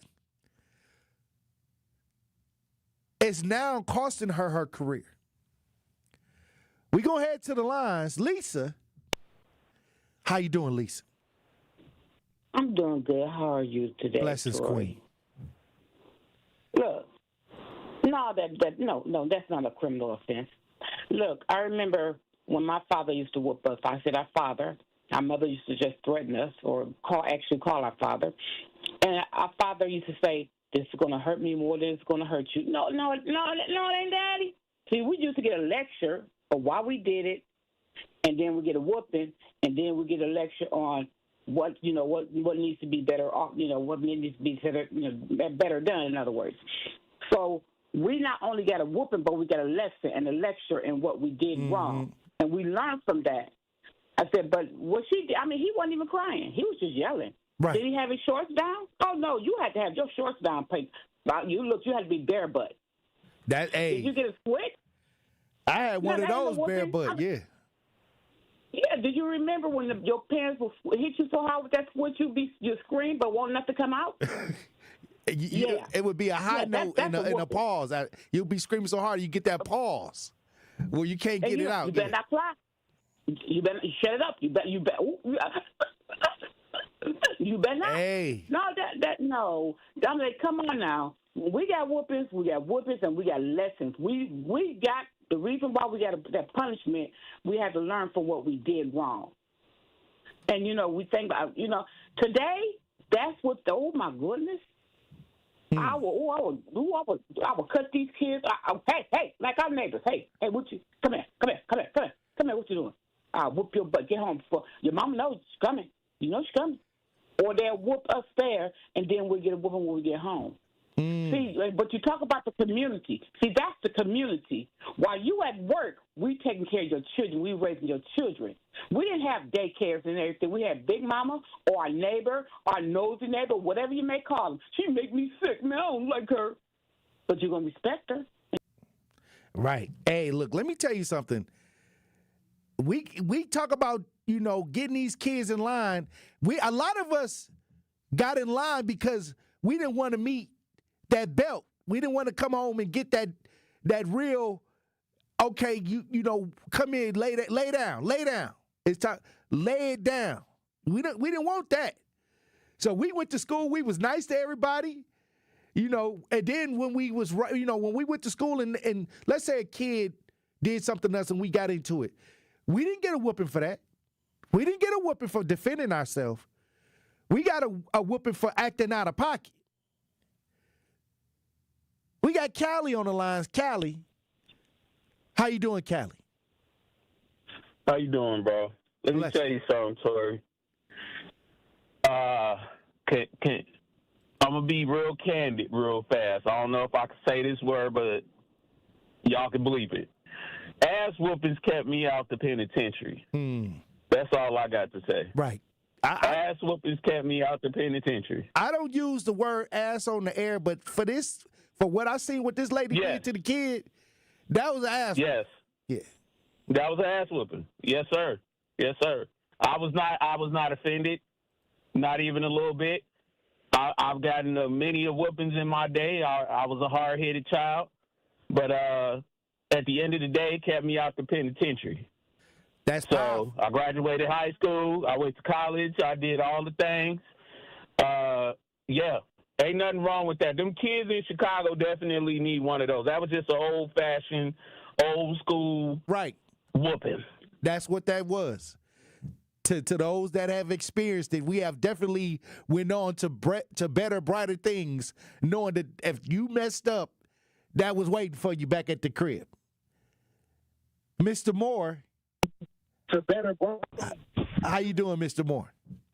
Hey, Troy, what's up, y'all? Bless you. Hey, that was a 2. That was a 2. That was a 2 on that Richter scale. You know how that go. Right.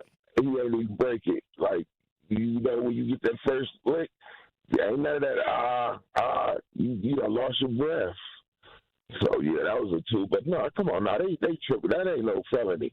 That's what kids need today. And that would stop a lot of stuff. She a Catholic teacher or working She in was a school second grade teacher, yeah. Yeah, hey, you spoil the child if you spare that rod. And she did what she had to do with that plastic belt. That was a plastic belt. Because a real leather belt, she wasn't holding him.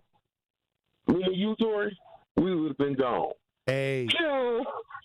I had the leather belt. They had hit me with the leather belt.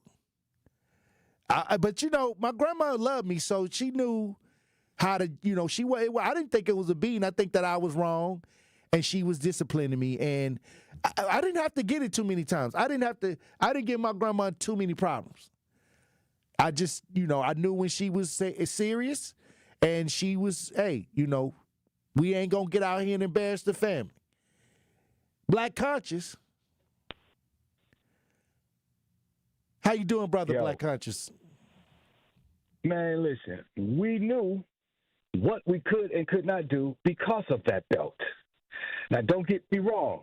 I've experienced extension cords. Those are a lot worse. That's when you really messed up. Hey, yeah, my that's mama when got you so grab mad the belt. one time. That's when you grab the belt and they got to go to something else. She got so mad at me one time, and I was out of pocket. She couldn't find the belt. She grabbed the closest thing, the dish towel. You ain't never got whooped with no dish towel till you ain't never got a whoop till you got to whoop it with a dish towel. So let me tell you something, man. And because of us soft parents who experienced those but knew the beauty in why the corrective action was given with a belt, because you weren't listening, you're going to raise up a lot of kid boys and a lot of situations like you had in Chicago where kids don't have no discipline, go out and do something as bad as that. So it ain't, I mean, okay, she don't whoop him. He grows up. He becomes a kill boy. He kills somebody. Now he's dealing with a felon. Right. Come on, man. Hey, I even go a little bit further. And when I say if you don't discipline them and then they get out here and the police get on top of them, they gonna put the gun in their face and may shoot it. You know, in many sad cases that have came in front of the community. All I'm saying is, I knew that the adult in my house didn't play around. And so that was good enough for me. I didn't have to get out in the street, do something to where I had to get beat down out there by whether it's the police or, you know, somebody out there that was, you know, you're going to run into something, you know. And these kids seem like they don't have the discipline that it takes to be out here with other children or other adults in the community because that's not there. And I'm not saying that that's always the case, that you got to buy into a good old-fashioned ass whooping. I'm not saying that. But when you take that away as a weapon, as a tool for the adult, then they don't have any, fear of their actions. We got to run the break. When we come back, we got Al, we got Thomas on the lines. We're going to try to get to Al and Thomas. We got some talk to text. We got some chat. We're going to try to get to it all when we get back. A good old-fashioned ass whooping. Is it a crime? Take the poll as we broadcast live on 101.7 The Truth on YouTube. Truth Nation. Stay locked in. You are listening to The Tory Lowe Show on 101.7 The Truth app, and 1017thetruth.com.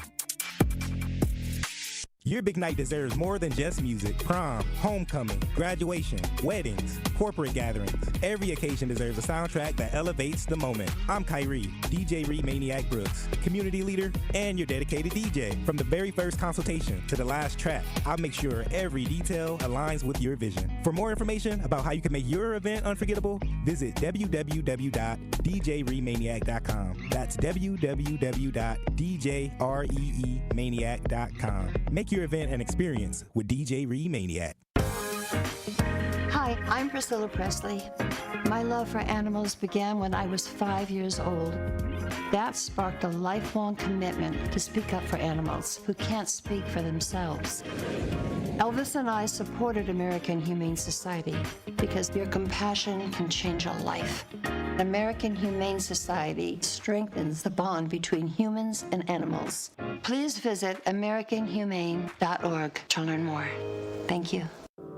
Today's College Month Spotlight on the award-winning 101.7 The Truth is brought to you by Marquette University, and I am so excited to be joined by sophomore at Marquette, Kennedy Luckett, who is the first Wade Scholarship Award recipient, and she received that award live on the Today Show. Kennedy, thanks for joining us here today. How you doing? I'm doing really good. That is fantastic. Let's get right into it. Why did you choose to become a Marquette Golden Eagle? I chose to be a Golden Eagle because even when I was applying, the emails they sent me seemed very very personable. They really wanted me there. They were even letting me know about like scholarship opportunities. They were letting me know about honors programs, so they let me know about honors and stuff like that. It just seemed like they really wanted me to be there, and they really wanted to inform me about all they had to offer. And that is very important to me because I didn't want to go to like a super large school. I wanted to be able to connect with my professors, which I've had the opportunity to do. I didn't want to seem too drowned out by everybody else. I wanted to really get the connections that I could be able to use, and Marquette definitely showed me they wanted me there and that they could do that. That is fantastic. I know Marquette goes the extra mile to make sure students understand what that Marquette experience is going to be. But what has been your favorite part about being a student at Marquette so far? My favorite part has been how walkable the campus is. It's super beautiful. I love just walking and going on walks, and I feel like safe in the campus. You can't just like go walking everywhere, you know? So being able to just do that on my campus is really nice. And then also like the different connections I get to make, like even being able to get a Wade scholarship and meeting Dwayne Wade, I was like, whoa, that's super cool. That is so cool that you had that experience to meet the Dwayne Wade, but also enjoying your experience on campus at Marquette University. Thank you so much, Kennedy, for joining us here today. Thank you. And this has been your College Scholarship Month Spotlight with Marquette University right here on the award-winning 1017 The Truth.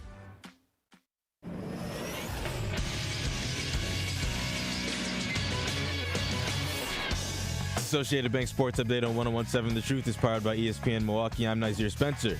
The Packers are back in Lambeau to face off against the Vikings. Quarterback Jordan Love on the matchup. It's one of those defenses that I think they're always applying pressure to the offense. I think some of just the confusion they try and create and the chaos they try and create, kind of forces quarterbacks to make some bad decisions. That game begins at noon on Sunday. The losing streak continues in Milwaukee for the Bucks as they lose 123-114 in OT.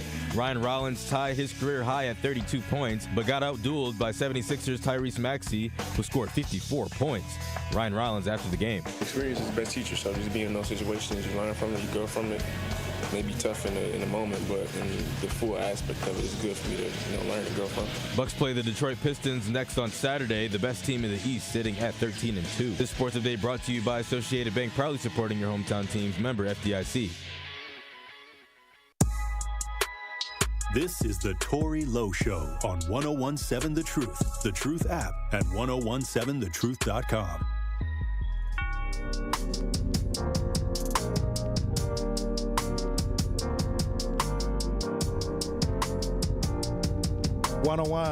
The Truth, Tory Lowe Show.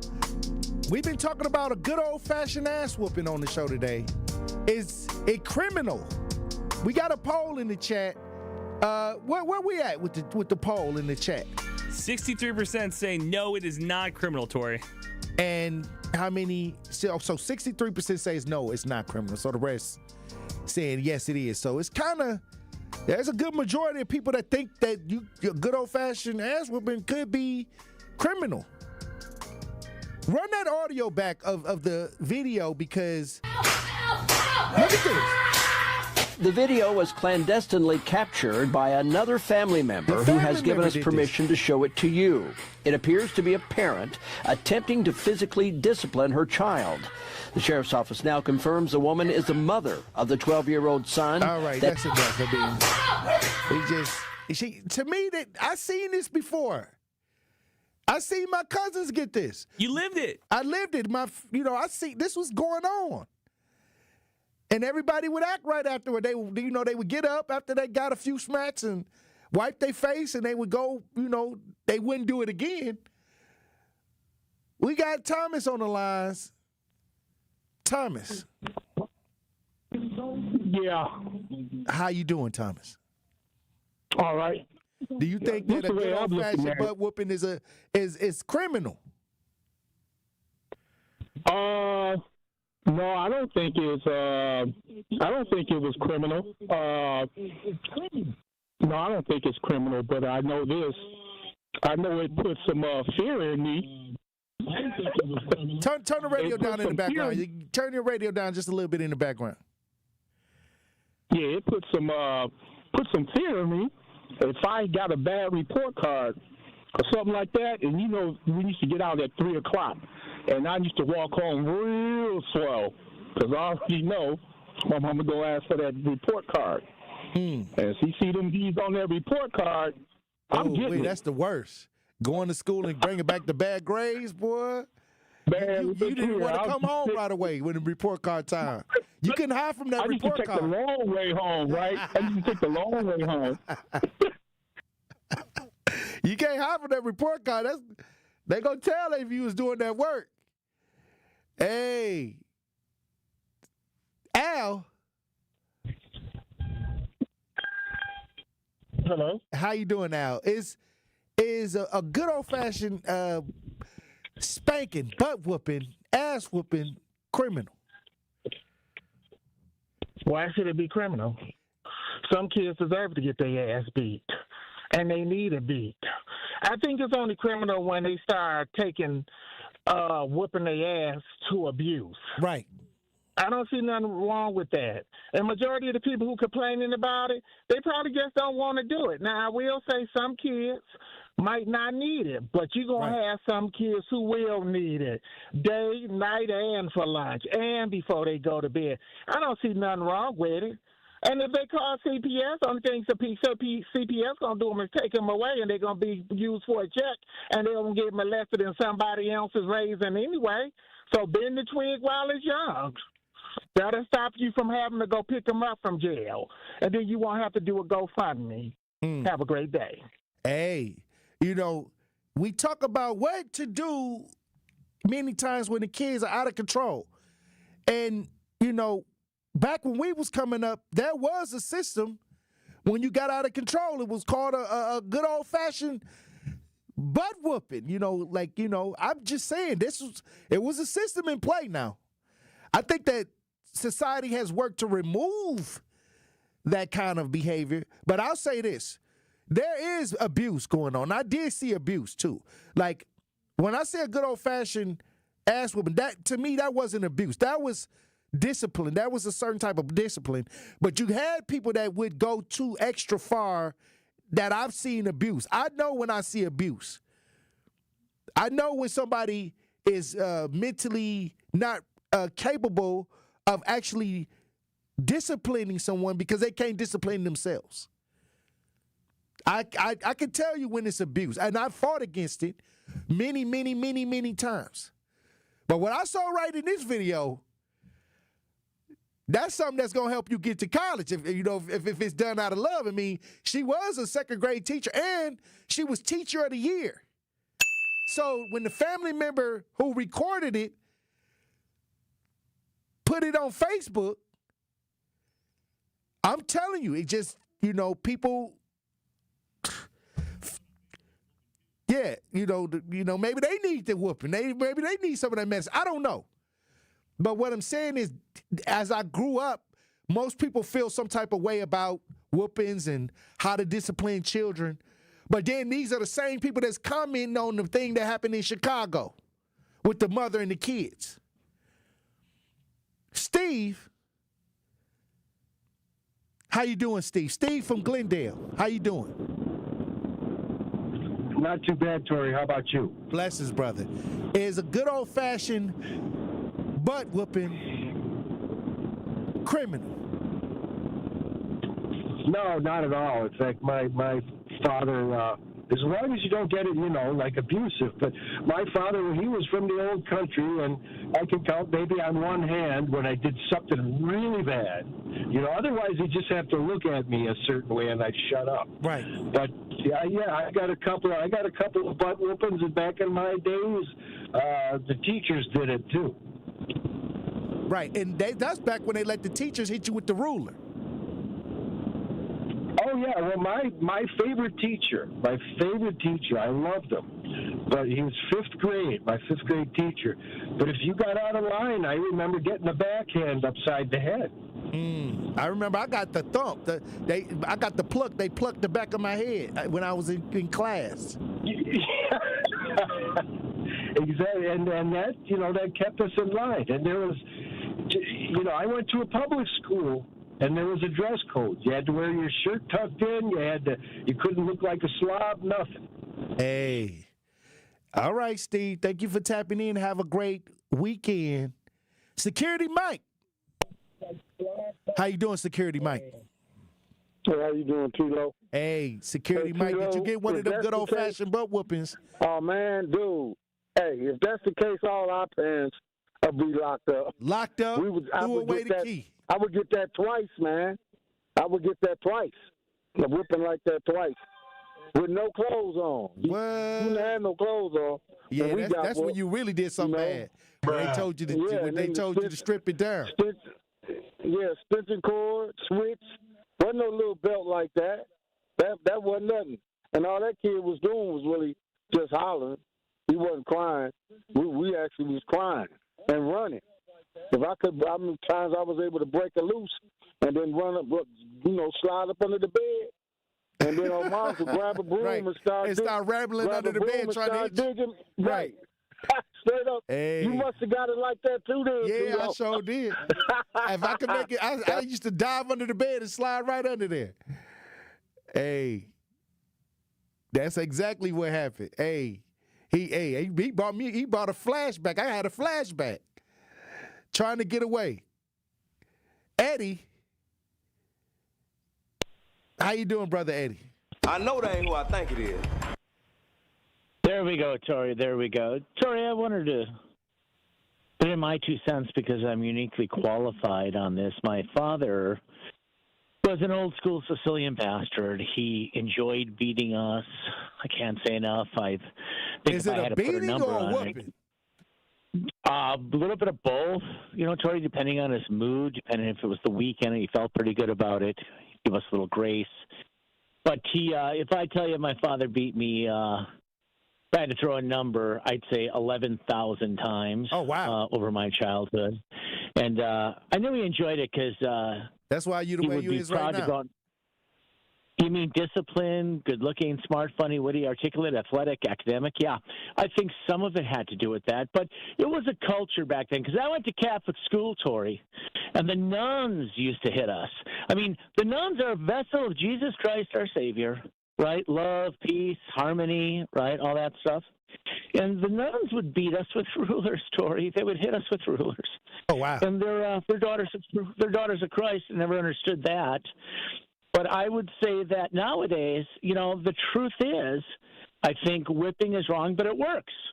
And like the caller previously said, spare the rod.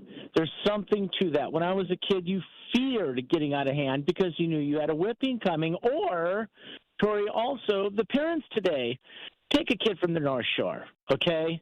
He does something wrong. He steals $100 out of his mom's purse, or he does drugs. He gets caught in the garage when he's 9.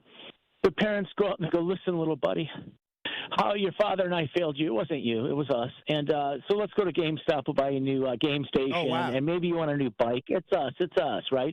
It doesn't work. You've got to instill some sense of fear for the kid's own good, Tory. It's for the kid's good. I know a lot of kids got whipped growing up, and even though, like, my dad beat me like a Hebrew slave building the pyramids in Egypt, okay? Here we go. He was bad. But I'll tell you something. If I was one of these kids from the North Shore whose parents coddled them and as a result of it didn't know any discipline, any guidelines, any boundaries in my life, things would have been a lot worse for me, Tory. It really would have been. Tory, that note, I'm going to go. I got to work this weekend. I don't know about you, Tory. But I work, Tory. I'm a working class guy. I don't have the fancy office and the parking space like you do, Tory. Oh, wow. I'm a working class guy. Well, I gotta you just go. called me Bye, at work. Tory. All right. I gotta go. Right, Bye-bye, Tory. Have a fun-safe weekend. Slow down on the paint. Slow down on the paint. Those fumes kind of getting to you.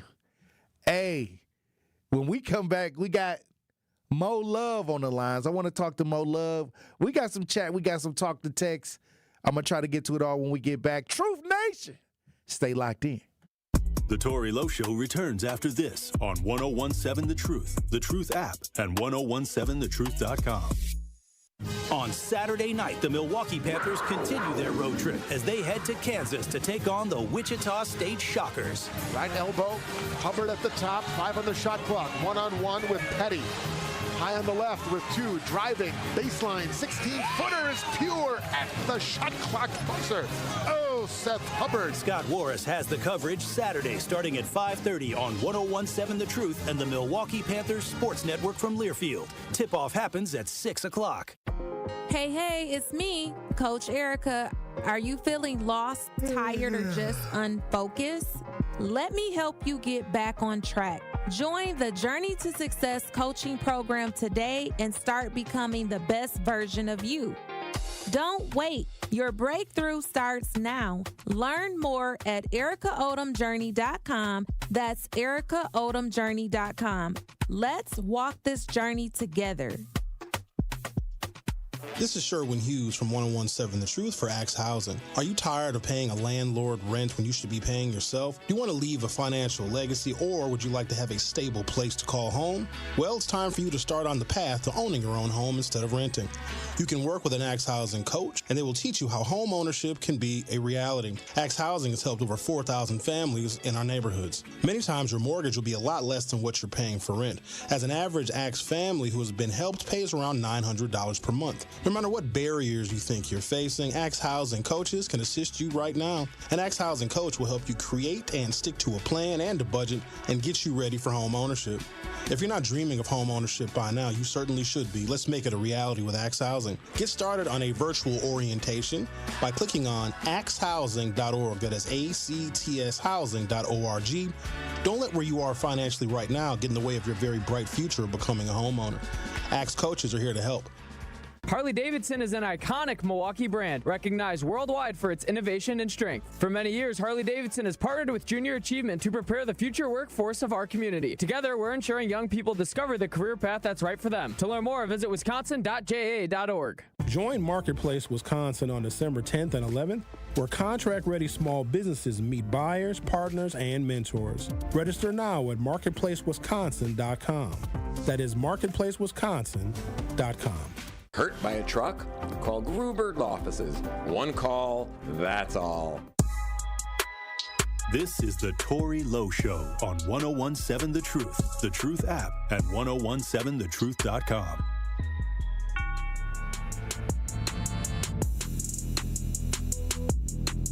.7 The Truth, Tory Lowe Show. Talking about whoopings. Good old-fashioned butt whoopings. We got a poll in the chat. Is a good old-fashioned ass whooping a criminal charge? We got the poll. Where is the poll at? What are they saying right now? 71% say no, it is not 71% says no. It's growing up. It's what last time was like 63%. 71% says it's not a criminal charge. Now, I'm not talking about abuse now, so don't come on here talking like we talking about somebody that's being wild, abusive. I know what that look like. I'm the advocate here. I deal with the abuse. I didn't did a lot of things to people that abuse children, trust me. But when I saw this video, this looked like what my grandma gave me when I was acting up. This looked like what my cousins got when they was acting up, like a straight, good old-fashioned, homegrown ass whooping. That's what that looked like. It looks like one of those that happens, and then you go like, okay, I'm not going to do what he did. Right. Yeah, and actually, you didn't want none of that medicine. I say that when they gave you that kind of medicine, you straightened up real quick. Mo Love. How you doing, Mo? Hi, Tory. I wanted to make a comment on the ass whooping. I got a little story to tell about when I was growing up. I called myself going in my mama's purse, getting some money for treats for my schoolmates, because everybody used to bring stuff, and I thought it was my turn, so I just stole some money out of the purse. Oh, wow. And lo and behold, she found out because one of the kids stayed in the building, and she went down there and found out the girl told her I got treats for everybody. And my mama came back up the stairs, and you talking about somebody got a ass whooping? I was so embarrassed because the girl went back to school and told everybody what happened. Oh, wow. And that my mother whooped my butt for stealing that money to Green Tree. You ain't never stole another penny? Never again. I never would. Never again. And then, you know, it's just a marker in your life. You know, you did something, you know, you got a whooping for it, and you straightened up. It was done out of love, you know. And I'm not talking about the people that's going into the abuse where they not trying to take care of the kid, they not trying to nurture the baby, they not trying to provide and things like that. I'm not talking about them kind of people. I'm talking about they love you, you know, especially if it was a whooping out of love. You know, when they loved you, then they said, hey, you know, I didn't want to do this.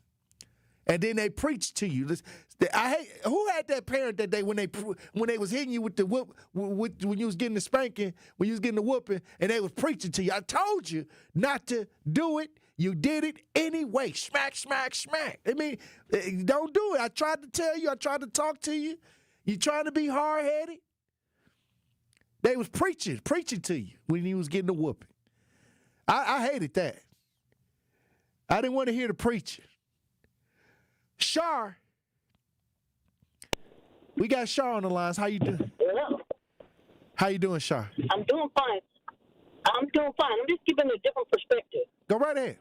I have 3 children I raised by myself. Mm-hmm. They're all college graduates. I've never hit them in my life. Right. And I did it all on my own. And I'm also a volunteer at a daycare center. I just want people to think of a different perspective. From an early age, if the measure of your discipline is whipping, what is someone else supposed to do who can't hit them? You know, what happens when they go to daycare and they act up? You can't hit them, they just get kicked out. But most kids who get a good old-fashioned ass whooping, they don't need too many of those. That's what I'm saying. They only get like 2 or 3. No, but I'm saying, now, if you got to consistently whip your child, then that's not the method. I mean, I never seen a person that got a good old-fashioned ass whooping consistently get a whooping. I haven't. Well, I'm not criticizing nobody else. I'm just telling you that psychologically, what you're teaching them, whether you agree or not, the person who has the biggest fist gets their way. Well, I don't know, because I was one of them, and I don't think that. I think that both sides kind of, you know, the people that don't want to do that. Every kid don't need a whooping.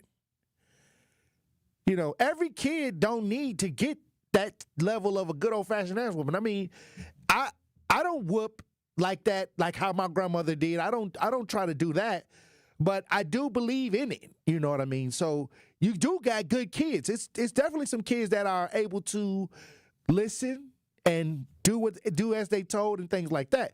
With the kids that need the good old-fashioned ass whipping, like the woman said, she dug in her mama purse, she took some money, she went and did an act, and then she got a punish. She got that kind of good old-fashioned ass whipping for it, and she never did it again. That's it. You know, I think a lot of people think that, oh, these kids need a consistent whooping. If your kids need a consistent whooping, then you need to reevaluate you as a parent, because you're not doing it out of love. You're not doing it in a space where you're teaching them on a consistent basis and nurturing them. You probably just whooping your kids because you're not doing all these other things that it takes to be a parent. It takes multiple things from a parent than just discipline. And they always said, Tory, I don't know about you, but like, this hurts me more than it hurts you. Right. Right. But what I'm saying is this is a lot of people want to make the idea depending on what side of the fence they're on. But I don't know nobody who got a good old-fashioned butt whooping that wanted to keep coming back. I don't. Anybody out in radio land, let me know who kept wanting to get one of these things. You know, they just got a few of them and okay, I got it. You know what I mean? They straightened up. A lot of people want to equate that to slavery. A lot of people from the trauma from slavery and things like that. No. If you're consistently whooping a child, then you need to recheck your parenting. Your overall parenting game is trash. Because the whooping is not the be all end all. The whooping is the discipline of the reinforcement of what you're inputting into the child. Just like when the police come. If the police officer tell you something and you don't listen, you might get slammed to the ground. You might get roughhoused. I told you to freeze. I told you to be quiet. I told you to do this and that, and you didn't do it. And it's grown-ups they didn't slam to the ground, put the knee in the back of their neck and all kinds of stuff because they trying to get them under control. They use force when they have to. I'd rather teach my children discipline from me than to let them go out in the streets and figure that out. And a lot of us, we didn't need that much. We didn't need a lot of that. Anybody that was consistently getting a whooping, I would ask that they get a psychiatric evaluation. It's that bad. That's not something that you want to keep repeating.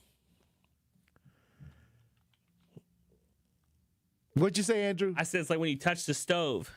Yeah, when you touch the stove and you get burnt. Yeah, you don't touch it. You don't keep touching the stove.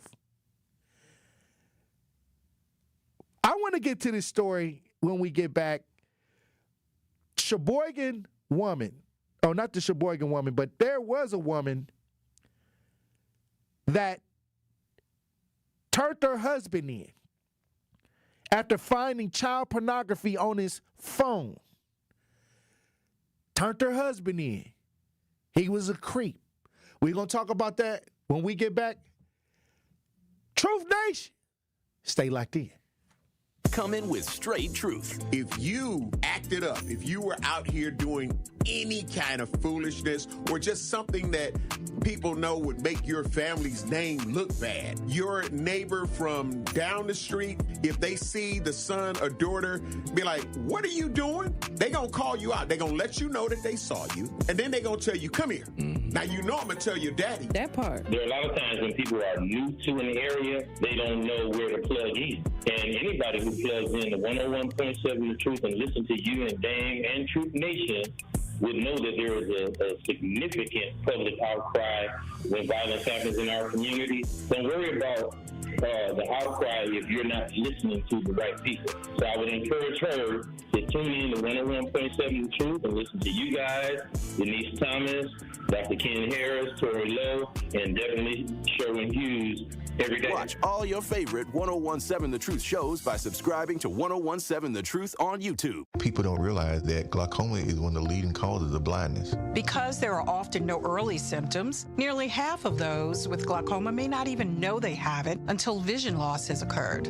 I was diagnosed with normal tension glaucoma in July of 2020.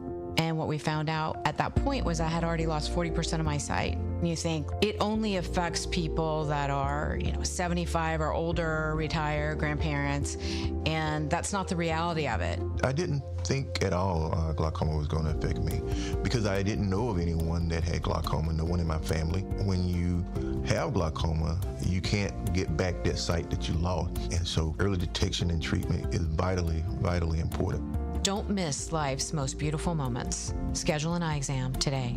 National Glaucoma Research, a Bright Focus Foundation program, offers free resources and tips for healthy vision. Learn how to protect your sight at stopglaucoma.org. Most elves have pointy shoes. I have 4 paws. Ho, ho, ho! Pallet, how's my favorite helper making the season shine? Oh, just sprinkling a little color wherever I go. You see, Santa, my person's a veteran, and some days the memories are heavy. When her skies turn gray, I help fill her heart with shades of hope, the purple of laughter, the blue of courage, and the happy hue of joy.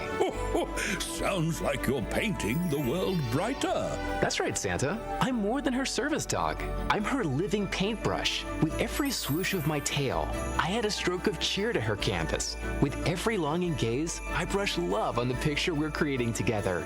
A masterpiece, wrapped in warmth and tied with a bow. Now that's a gift you can't put under a tree. This season, help paint the picture. Learn more at dogsinc.org. Oh, oh, oh. When I was diagnosed with Hodgkin lymphoma, I had so many questions. I didn't even know that it was cancer. Now I do. It is cancer. Blood cancer. It's actually one of more than 100 different types, and they're all treated differently.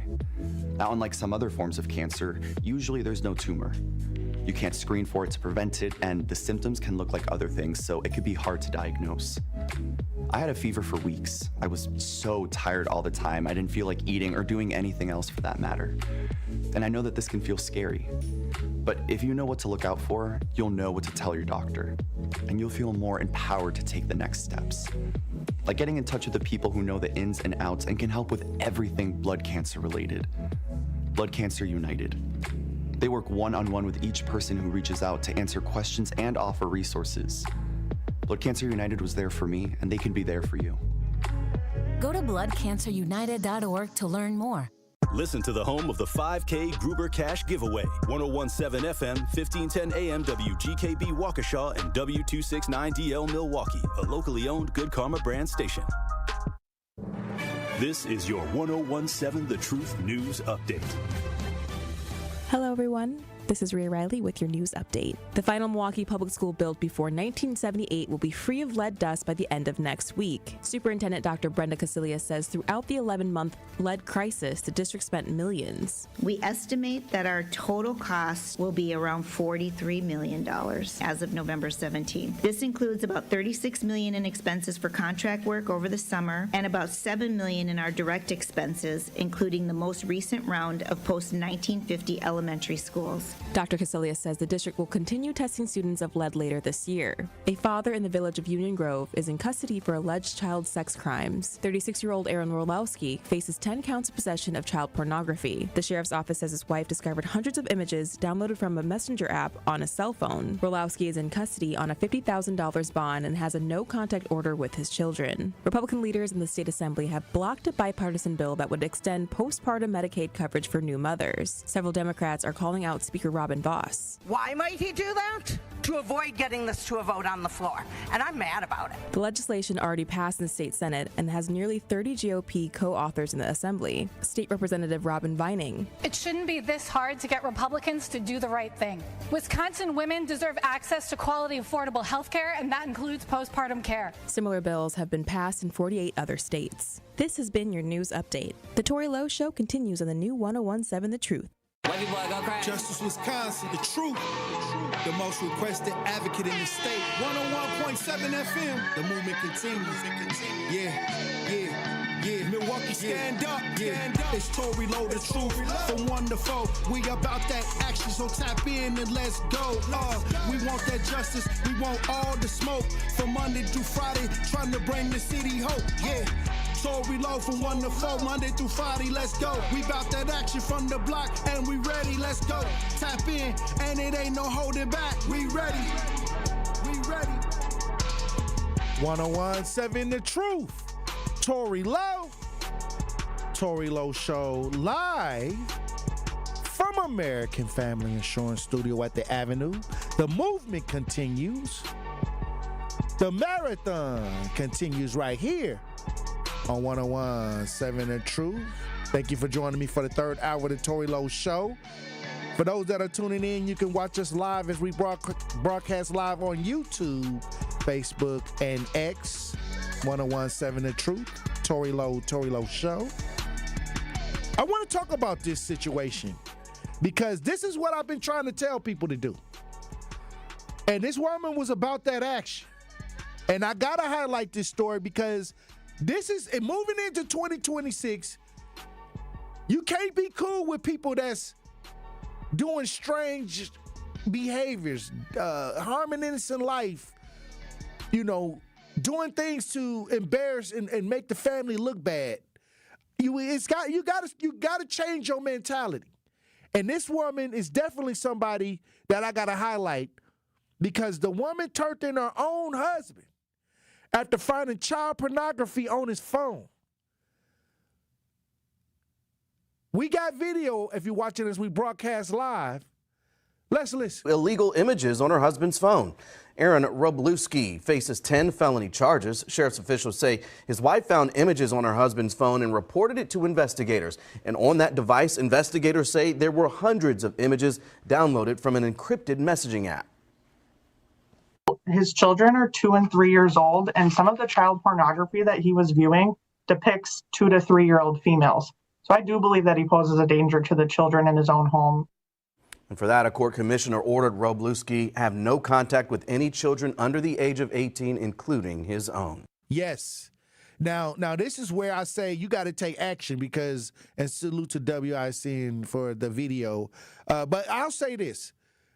Going into 2026, I don't care who it is. You can't allow people to do weirdo, strange, harming innocent life. You gotta say this ain't acceptable. If we want to deal with public safety and we don't see nobody doing anything about it, I think that when we change our mentality, that's when we're going to start seeing inroads to change. When we stop allowing people to do the foolishness around us. This is why I say the rules got to be drawn in the sand. You can't allow people to be doing weirdo, just okay, you just went out there and did that to the neighbor. Why did you do that? You can't be around me. I don't want this kind of behavior around me. This wife saw that the husband was looking at something that he wasn't supposed to be looking at and took action. Got rid of that fool. I used to have a saying on my show, when my show opened and that some people got upset with. I said, if you see a pastor that ain't acting right, you got to check that fool. Stop allowing these people to run wild and you see it. You can see, check these fools. Let them know, like, no, this ain't happening like that. We have let people go too far with the foolishness. Now it's out of hand. Now the kids out of hand. Now the politicians out of hand. We as American people got to claim our communities back. We got to claim our power back. And we got to recommit to each other. We got to recommit to ourselves. Understand what I'm saying? Because we scratching our heads looking at the foolishness, but we got the power to change it. The power is within us to change it. That's why I always salute the brothers and sisters on the front lines. That's why I always say everybody do a little, ain't nobody got to do a lot. That's why I always say let's get some results. Why? Because that's putting the power, slowly putting the power back into the hands of the people. Because we went out there and did it. Understand what I'm saying, Truth Nation? There's never been a better time to get this together because we suffering as a whole. There's some of y'all right now got loved ones and relatives doing things that making you raise an eyebrow, but they in your house. They running up the light bill, ain't even turning the lights off in the house. They out there, not only they out there doing stuff that you think is questionable, they left the lights on in the bathroom. You told them to turn the lights off 3 or 4 times. Eating all the food in the fridge. Eating all the food in the refrigerator. And you letting this happen. It's your fault. It's your fault. I'm just saying, 2026, we got to change it. We on the road to change. Let me see what we got in the chat. Oh, this is in the chat. We talking about the whoopings as a good old fashioned whooping criminal. You don't whoop every child. You know which of your child needs a whooping and which one don't. You giving a whooping because you care and want better. On the abusive level, parenting know when it's time to work, when it's time to discipline. I'm gone. Tory, good show. Hey. Thanks for listening. We got Brother Love on the lines. Brother Love. How you doing, Brother Love? Hey, Tory, happy day. How you doing? Hey, I'm feeling powerful. It's a beautiful Friday. That's right. How you doing, That's Brother right. Love? That's right, man. Hey, man, I'm feeling amazing, man. What I want to say, Tory, man, you're doing a great show, and I'm going to compliment you on that. Keep up the good work. And Tory, as a young black man, my sexual desire and appetite has evolved over the years. You know, you got it under control. No matter how, yes, very, and no matter how paradox that may be, some men's sexual appetite may be different from mine. So you know what I'm saying? But it ain't my place to condemn them, right? Because their sex drive may be higher than yours. Yeah. Everybody got. Yeah. I don't know. I hope you ain't talking about pedophiles and messing with kids and nothing like that. I'm just talking about basic sex drive. No. I'm not talking about that. I'm just saying every man's. I'm just trying to get a better. Every man understanding and experience didn't evolve. They probably stuck there. That's why it's not good. You can't look at that. You can't do that. Okay. You know, so you can't text that. You can't, and as a man, as you learn, you can be disciplined like that, not to do that. So that's all. Okay. All right, Brother Love. I mean, as long as he ain't had nothing to do with no, kids and nothing weird. I mean, maybe he was just talking about he got his sex drive under control because when he was young, he probably was out of control, but now he's more disciplined. That's what I'm hoping that he was aiming for. That's what it kind of sounded like he was aiming at. Yeah. Well, we'll talk about sex drive one of these shows. Thank you for tapping in, Brother Love. The caller. How you doing, brother? All right, man. Yeah, I do have to agree with you that abuse in any way of a child has nothing to do with your sex drive, because sex crimes, like those 1,000 victims of Jeffrey Epstein, right, has way more to do with somebody trying to take power over another individual. And so, yes, we do have to call out politicians who have 1,300 emails to this sexual predator who raped 1,000 kids. And so I do have to call out the person who was in the White House for, surrounding themselves with people like Matt Gaetz, who fly 17-year-olds around and is seen at Mar-a-Lago where Trump hung out, and with Bill teenage Clinton, girls, and Bill Clinton, who when Trump was a Democrat. See, because Trump has been on both sides of the fence. He started out Democrat. For him to point the finger at one side, he's one person who jumps back and forth because of him wanting to benefit himself and people who are rich like him only. Well, what I'm saying is, I don't care who it is. Forget all that. Forget all of that. If I catch that you touched the little baby, it's a problem. It don't matter what if this person, whatever they want to live, their lifestyle, however they trying to deal with anything. If you did something to a baby, to a child, to an innocent life, you got to go down. Period. Ain't no discussion. I don't even want to hear nothing else. If it's evidence that you did anything illegal to a baby, it's time to apply pressure. And that's why I say the DOJ, they need to start clicking them handcuffs on folks' wrists. That's it. I don't even want to hear the political rigmarole, because it's beyond that. It's beyond that. It's beyond if you like somebody or dislike somebody. You got to go in the trash. Period. Hey, look, when we come back, we'll have more discussion, Truth Nation. Stay locked in right here on Tory Lowe. More of the Tory Lowe Show is next on 1017 The Truth app, and 1017thetruth.com. It's College Month on the award-winning 1017 The Truth, and we want to help your young scholar get those free scholarship dollars. All month long, we'll be highlighting local organizations who help students find thousands of dollars in scholarships each year. So be sure to tune in to 1017 The Truth's College Month so you can learn how your scholar can get those scholarship dollars.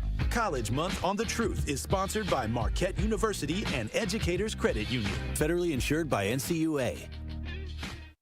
This is Sherwin Hughes from 1017 The Truth for Axe Housing. Are you tired of paying a landlord rent when you should be paying yourself? Do you want to leave a financial legacy, or would you like to have a stable place to call home? Well, it's time for you to start on the path to owning your own home instead of renting. You can work with an Axe Housing coach, and they will teach you how home ownership can be a reality. Axe Housing has helped over 4,000 families in our neighborhoods. Many times your mortgage will be a lot less than what you're paying for rent. As an average Axe family who has been helped pays around $900 per month. No matter what barriers you think you're facing, Axe Housing coaches can assist you right now. An Axe Housing coach will help you create and stick to a plan and a budget and get you ready for home ownership.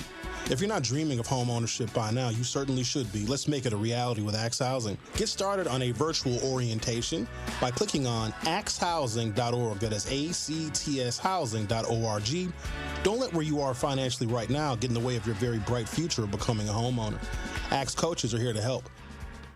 Hungry for something fresh and delicious? Get your favorites from Cousin Subs delivered straight to your door. From our freshly baked bread and hand-sliced meats and cheeses to our famous sides, crispy golden fries, Wisconsin cheese curds, or creamy mac and cheese. Every meal made to order and ready to enjoy. Ordering is quick and easy online or through the Cousins app. Whether it's a solo lunch, family dinner, or a spread for the whole crew, let us bring it straight to you, fast and fresh. Cousin Subs. We believe in better. Ready to buy your first house, move into your forever home, or simply refinance? At Associated Bank, they've got you. With the right lending plan and guidance, you can achieve your dreams. Your financial goals are much closer than you think, and Associated Bank is excited to help you reach them. Learn more at associatedbank.com/lending or ask a banker for details. Subject to credit approval. Member FDIC, Equal Housing Lender.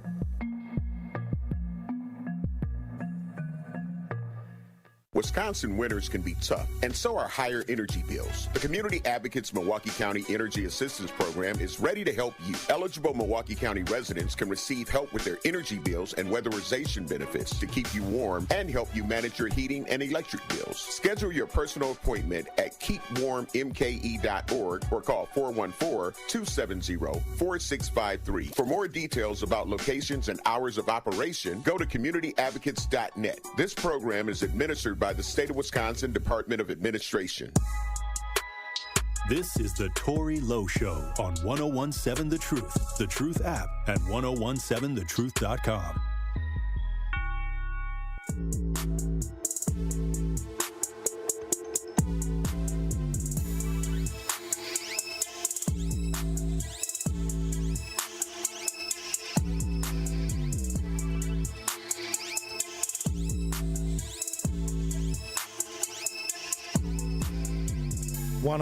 Seven The Truth, Tory Lowe Show.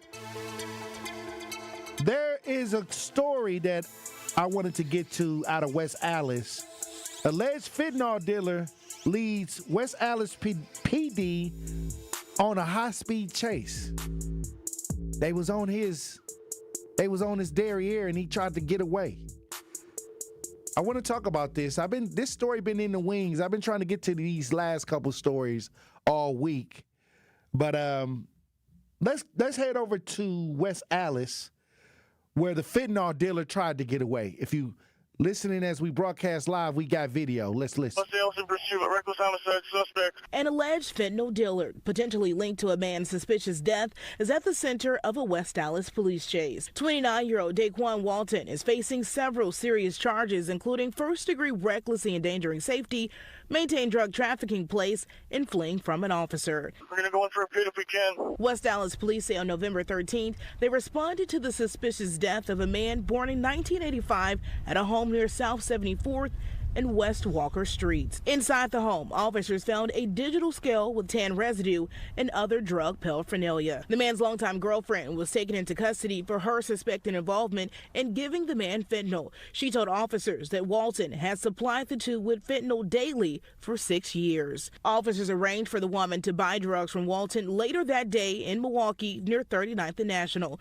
When he arrived, they attempted to pull him over, but he wouldn't stop. Officers say Walton hit 80 miles per hour, weaving in and out of traffic before getting on the interstate. During the chase, officers say he tossed drugs and a weapon out of the window. He was dumping it in between essentially Lloyd and the stop sign for the Lisbon exit. Look for other baggage. Did anybody pick up the gun?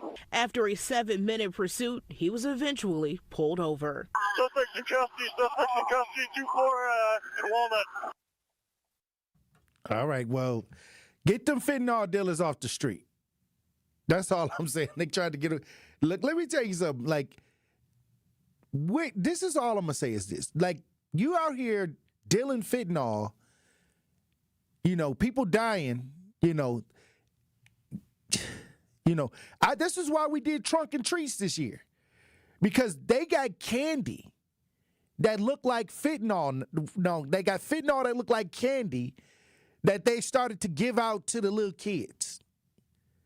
And so we had to do something about that, and that's why we had trunk and treats. And hopefully we can expand on trunk and treats next year. But it was a powerful event. But I hate fentanyl dealers. I hate people that's poisoning the community. I'm sorry. I hate them. Because they causing death, causing things to happen to people. Kids, people got drugs laying around the house. Kids is swallowing this stuff. Y'all popularized this kind of crap. I don't like it. It's trash to me. Because it's causing harm to so many lives. Also, I want to talk about this story out of Pewaukee, where I've been trying to get to this story because they built this house to look like a boat, like the house, like if just in case if a flood come, the house maybe can float away, and not be harmed by flood waters. Like Noah's Ark. Yeah, they tried to do the Noah's Ark effect on the house in Pewaukee. We got video of this house. If you're watching this rebroadcast live, let's listen. I give you the Pewaukee Boathouse. As the name suggests, the house is on Pewaukee Lake in Pewaukee, Wisconsin. So as the story goes, the home was built in 1938 and then brought to this location on the lake. Obviously the outside is pretty sweet, but I want to take you inside to show you what it would be like if you were to live in the boathouse. In the boathouse. Wipe off my shoes, don't want to bring any mud. You walk in through the kitchen, turn this corner, and that's when you'll see it. This is the living room and the dining room, a very open floor space plan. Hi, my name's Kristen Kreiser. I'm the owner of Pirate Properties Vacation Rentals, and we're here to show you one of our awesome properties in Pewaukee, the Boathouse on Pewaukee Lake. It's got 2 bedrooms, 2 bathrooms, and it's 2 stories. Sleeps 6. We also have a Murphy bed down here in the living room. And they don't have a normal handrail on the stairs, it's this rope. Very nautical. Current owners purchased it in 2017. Yeah, in 2024, they decided they wanted to make it a short-term rental. So they took it down to the studs, redid everything, and turned it into this immersive boat on land experience. In the winter, it can go for about $195 a night. And then in the summer, it ranges between $300 and $350, depending on holidays and weekends and things like that. And there's a super awesome Titanic deck outside that you can also do your Titanic moment. That don't look too bad. You know what? That to me, if you get a little boathouse, just in case you can't go on a cruise, you can sit out on the balcony that look like the front of the boat and do the Titanic. Get somebody over there, get a little girlfriend, get a little couple thing going and take pictures like you on the Titanic in the front. Can't do that with my AI girlfriend. You can't do that with your AI girlfriend. That's right. But you can do it with your blow-up doll. Come on, Tory. Come on, Tory. I'm just playing. I'm just playing with you, Andrew. Somebody's conversations with Francisco Conversation says there is a boathouse on the east side by Riverside, an actual boat, but it's a house. I would do that. I mean, if I had like a house near the lake, I would make it a boathouse. It would give it a great aesthetics. And that didn't look too bad. You could probably get an old boat for like, what, $5,000. Take the frame, kind of, make sure you got the basement set up and everything else like that or whatever. But you can set that thing right up on the foundation and make you a little boathouse. That's not bad. That is not bad. Also, I want to make sure we tap into this story out of Chicago. It's happened on the Chicago train. This is a story that I thought that, you got to keep your head on the swivel. When I tell y'all got to keep y'all head on the swivel, something as simple as catching the train can be disastrous nowadays. And I tell people, like, when I'm out and about, your awareness got to be at its highest, especially when you're moving around in public. Some of y'all got low awareness. Y'all don't see nothing going on around y'all. Y'all got y'all head in y'all phones. Y'all got the head in y'all phones. Y'all not paying attention. But this situation, I think that it happened in Chicago, but it just goes to show that you need to keep your head on a swivel. A man accused of setting woman on fire on Chicago train. Tried to set the woman on fire on the Chicago train. We got video of this. If you're watching this rebroadcast live, let's listen. The victim was riding northbound, approaching the Clark and Lake subway stop in the Loop, minding her own business and reading her phone, when the defendant doused her with gasoline and lit her on fire. Prosecutors say surveillance cameras on Chicago's CTA train show the moment 50-year-old Lawrence Reed set a woman on fire Monday. Here you can see Reed approach the victim with a bottle that's already ignited. Police say Reed then poured gasoline on the victim, ignited the flames, and then chased her. There's no word yet on a motive. The 26-year-old woman remains in critical condition tonight. Reed's federal charge carries a life sentence if convicted.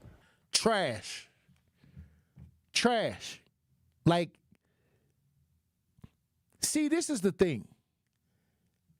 And I don't know if it's anything deeper. I don't know if he had any connection with the female. That wasn't in the story. But then he chased her while she was, burning, right? Which leads me, just from my opinion, that he in his mind there was some type of connection to that lady. I don't know what it was. Because while you chasing this couldn't have been random. But it could be. But I'm going to say that he had every intent to do this to this woman. But she had her head down. She was not paying attention. And who thinks, okay, today something's bad going to happen to me? You waiting on the train.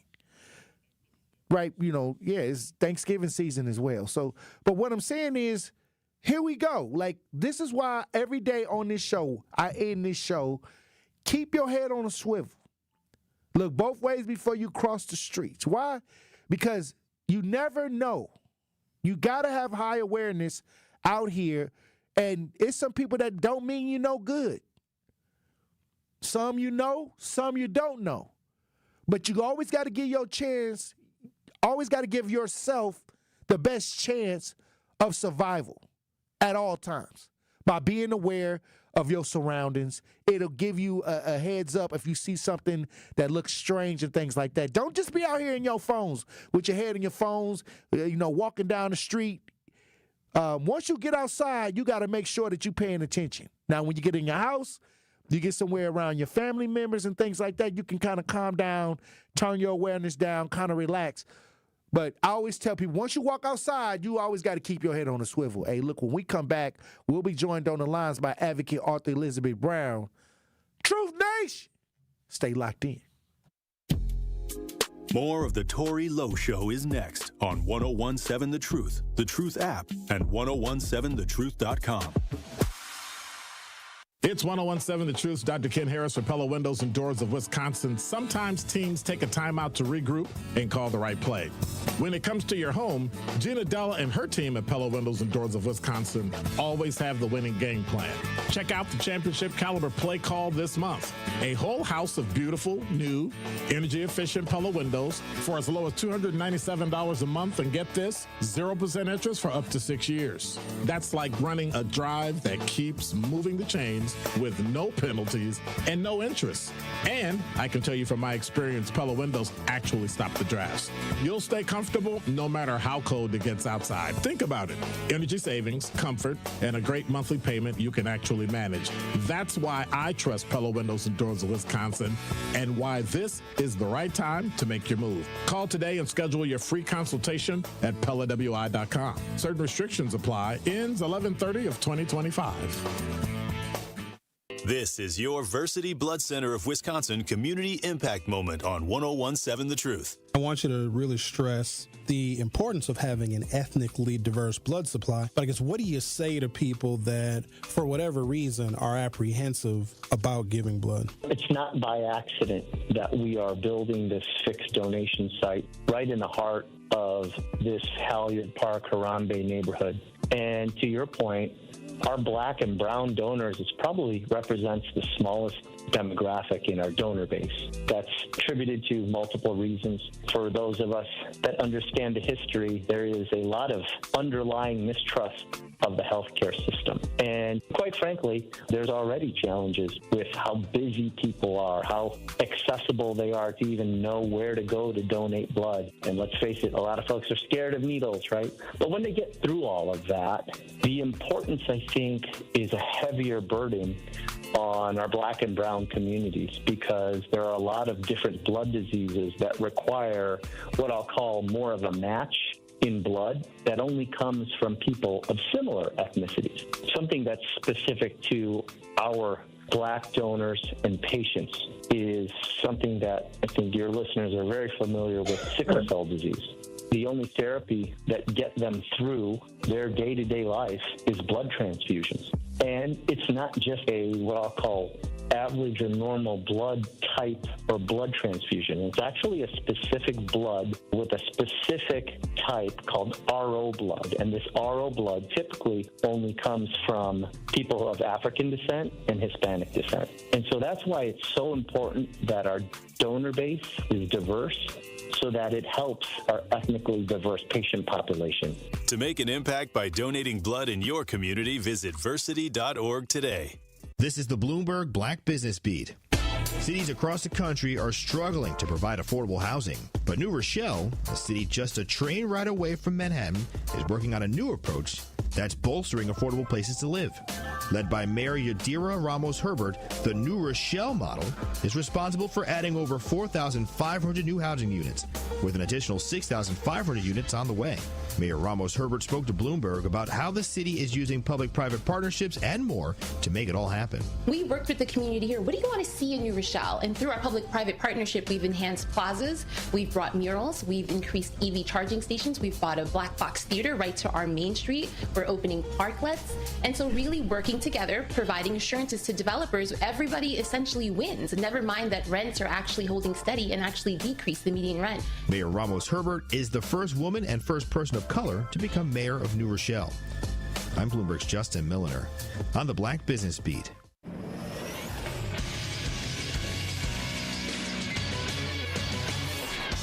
Associated Bank Sports Update on 1017 The Truth is powered by ESPN Milwaukee. I'm Nazir Spencer. The Packers are back in Lambeau to face off against the Vikings. Quarterback Jordan Love on the matchup. It's one of those defenses that I think they're always applying pressure to the offense. I think some of just the confusion they try and create and the chaos they try and create, kind of forces quarterbacks to make some bad decisions. That game begins at noon on Sunday. The losing streak continues in Milwaukee for the Bucks as they lose 123-114 in OT. Ryan Rollins tied his career high at 32 points, but got out-dueled by 76ers Tyrese Maxey, who scored 54 points. Ryan Rollins after the game. Experience is the best teacher, so just being in those situations, you learn from it, you grow from it. may be tough in the moment, but in the full aspect of it is good for me to learn and grow from. Bucks play the Detroit Pistons next on Saturday, the best team in the East sitting at 13-2. This Sports of the Day brought to you by Associated Bank, proudly supporting your hometown teams. Member FDIC. This is the Tory Lowe Show on 1017 The Truth app, and 1017thetruth.com.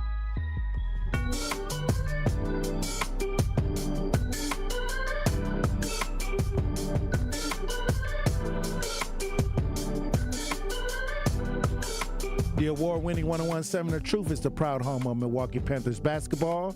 The Panthers continue their road trips, traveling to Wichita, Kansas, to take on the Shockers. Scott Wars has the coverage starting at 5:30 p.m. right here on the award-winning 1017 The Truth and the Milwaukee Panthers Sports Network from Learfield. Tip-off is set for 6 p.m. Joining me on the lines, advocate, author Elizabeth Brown. If you're watching this rebroadcast live, we got Elizabeth Brown in the V-Mix. How you doing, Queen? Hey, salute, King. It's Friday. TGIF. Happy Friday. It's Friday. Happy Friday. Absolutely. Before I get into some of the action that we was talking about today, I just wanted to thank you because I was feeling a little wheezy yesterday. More than a little wheezy, you were sounding I was horrid. feeling a little wheezy yesterday. And, I think I was coming down with that in-between weather type sickness. And, Absolutely. You had to go into the herbal. You had to go into your herbal cabinet. In my bag. Get Absolutely. your boy together. You had to get in your herbal bag and get the folks together. So it got me together. I feel good today. That's good. You sound good, too. You're not laboring. Andrew gave me some orange juice trying to help out. Pow! Hey, salute, Andrew. It take a village. Salute. Pow! Well, I told you to make sure that you continue to sip on the elderberry, ginger, the little mix that I gave you. Continue to sip on that. That'll take care of the inflammation because it's in your chest. I could hear it yesterday. You were laboring. So, again, I'm glad you're feeling better. You sounding better. You're not like kind of sluggish. So, hey, it's it worked up. out. 24 hours. Absolutely. Well, I want to get into this good old-fashioned ass whooping. Is that criminal? Is that criminal? We talk about parents being able to discipline the children. Then we talk about kids acting crazy and why the parents ain't doing X, Y, and Z. But that part. This teacher that spanked her child, what I saw was a good old-fashioned ass whooping. But absolutely, a lot of people saw that was a crime. Is a good old-fashioned ass whooping a crime? Hell no. And anybody who says it is sick in their mind because, again, is it a crime when the police kill them? Is it a crime when you go into these detention centers and they being beat because the police believe or the people that's over there is trained to use force? I mean, at the end of the day, no. We're damned if we do and we damned if we don't, especially in this society who's telling you that you can't rear your child, but as soon as the kids go to acting funny, they want to charge the parents. Okay? When you think about an old-fashioned ass whoop, it ain't never killed nobody. It's actually saved lives. So when we having these conversations and we allowing this system to charge a woman who was a teacher and a good one at that, with whooping her child, again, the only thing was hurt of her son's was his ego. Like, usually when you get a whooping like that, the only thing that really be hurt is your feelings. The reality of it is, are we living in a world where some people go, above and beyond where they should? Yes. But that is a small percentage. But they'll mislead you to believe that it's a big problem. But at the same time, when we're in the culture of this government who has taken all of the power of a parent, we talk about that when they're saying that our kids, if I had a son and he can go to school and become a girl, and they don't have a right to tell me as a parent, but if my child do something to somebody else, you gonna lock me up for it. Like we all over the place. It's a big contradiction for me, you know, to be charged with handling my kid, but when the police kill him, it's justified for Hey, I see it all the time, and this is why I say, like, when it came to the conversation today about bullying, we talked about bullying. We talked about how we have to do something. How we have to take action, and many times I feel that the parents are being crippled on having in their repertoire the ability to hand out a good old fashioned ass whooping to some. Every kid don't need a whooping, you know, but you know what kid or who needs the pressure applied to them by their certain behaviors. And a lot of people always want to mix getting a good old fashioned ass whooping with abuse. And I said, no, I know what abuse look like. I understand. I didn't went after folks that abuse children all the time. You know, I'm an advocate. I deal with that. But what I'm saying is, I didn't see no abuse when I saw that video. I saw somebody that was disciplining their kid the way I seen it when that's way back. This did happen in Alabama, you know, back in the South, you know. So, you know, I mean, even if it happened in the Midwest. Well, they did, because I was born in the Midwest. My folks that part, came up me from too. Mississippi, yeah. So me too. But I mean, at the end of the day, I think it's, you know, people gonna blur the lines because everybody is trying to make it seem like it's something that it's not. The reality of it is our community can't get better until everybody get in position. And we can't get in order because everything is so out of order due to the same government who applied all of these new rules against the parents and at the same time trying to rear the kids. But when we think about the school to prison pipeline, because the parents can't control their kids, how do you want a parent to control their kids? I can't do this, I can't do that, but at the same time, I can be charged with this and that. How many parents have we talked to personally and they came on the show saying what they can't do to their children due to the fact that there's going to be backlash from CPS, and that's a whole nother mess on how children are abused in that system and how the parents are alienated and everything else when they go to these foster homes when they are being abused. Those foster parents don't go to jail. The kids get moved to another home.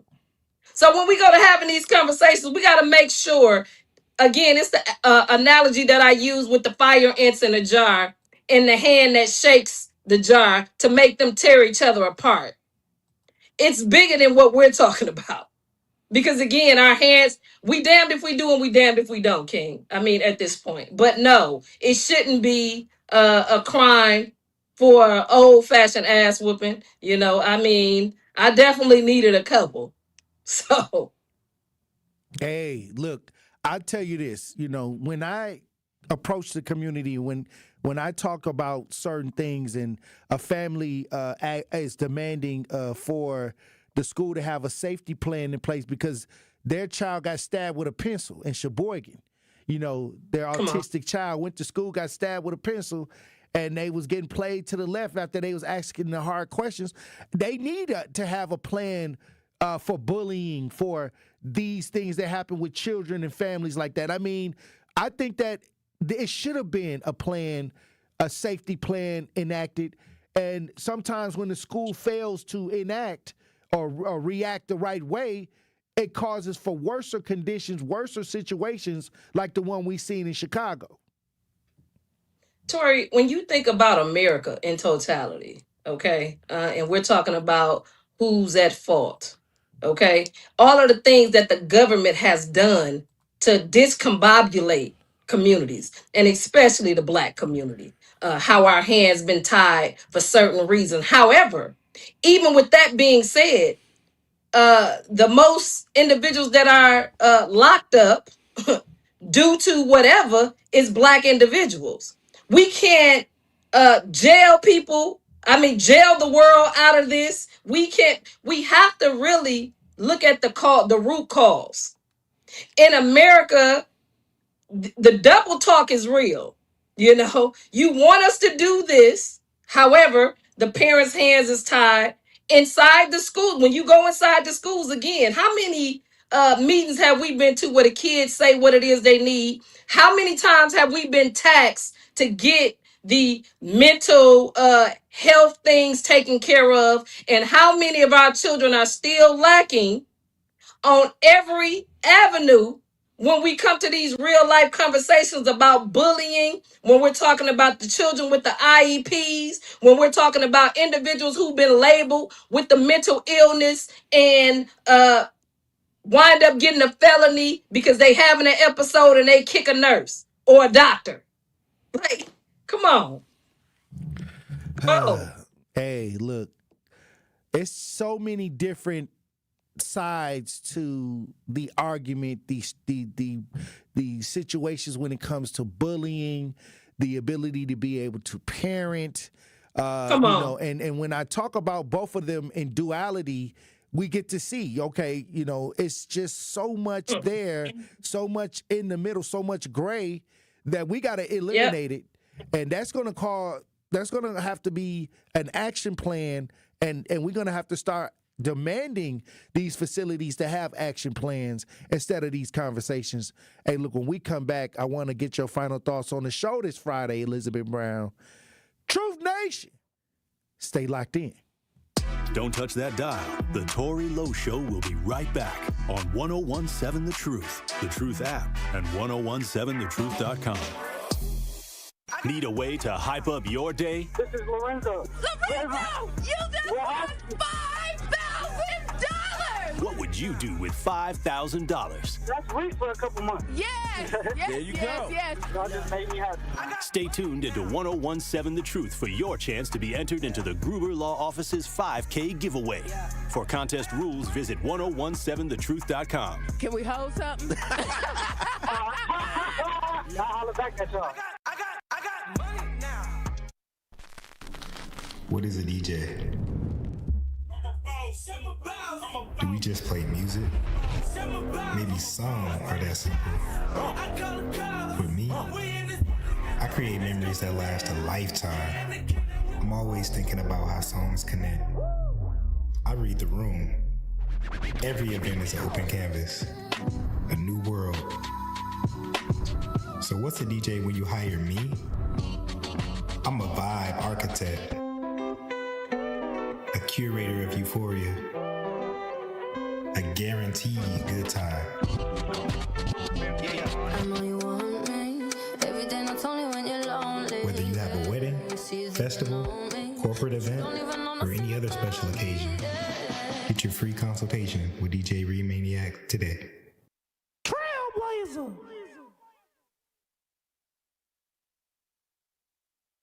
You make time for everyone else. Family, work, everything in between. Now it's time to take care of you.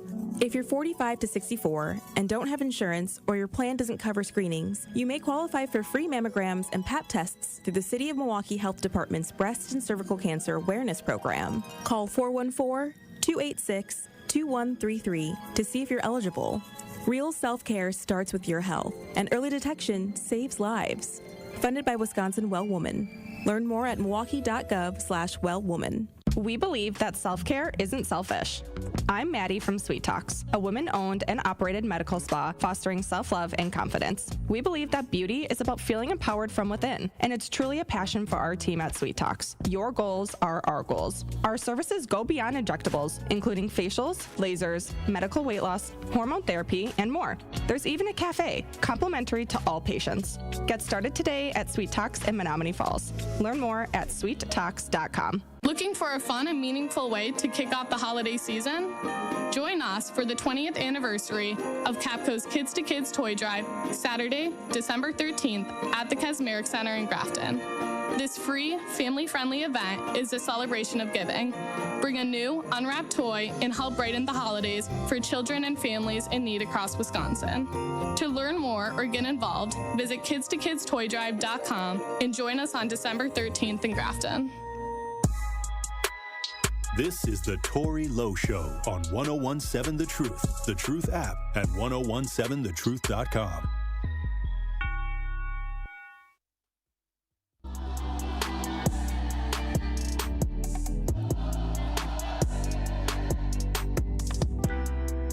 101.7 The Truth, Tory Lowe Show. Elizabeth Brown, another powerful week of conversations. Absolutely. I want to get your final thoughts. I mean, again, like you stated before we went to break, about getting things in order, and we gotta stop talking.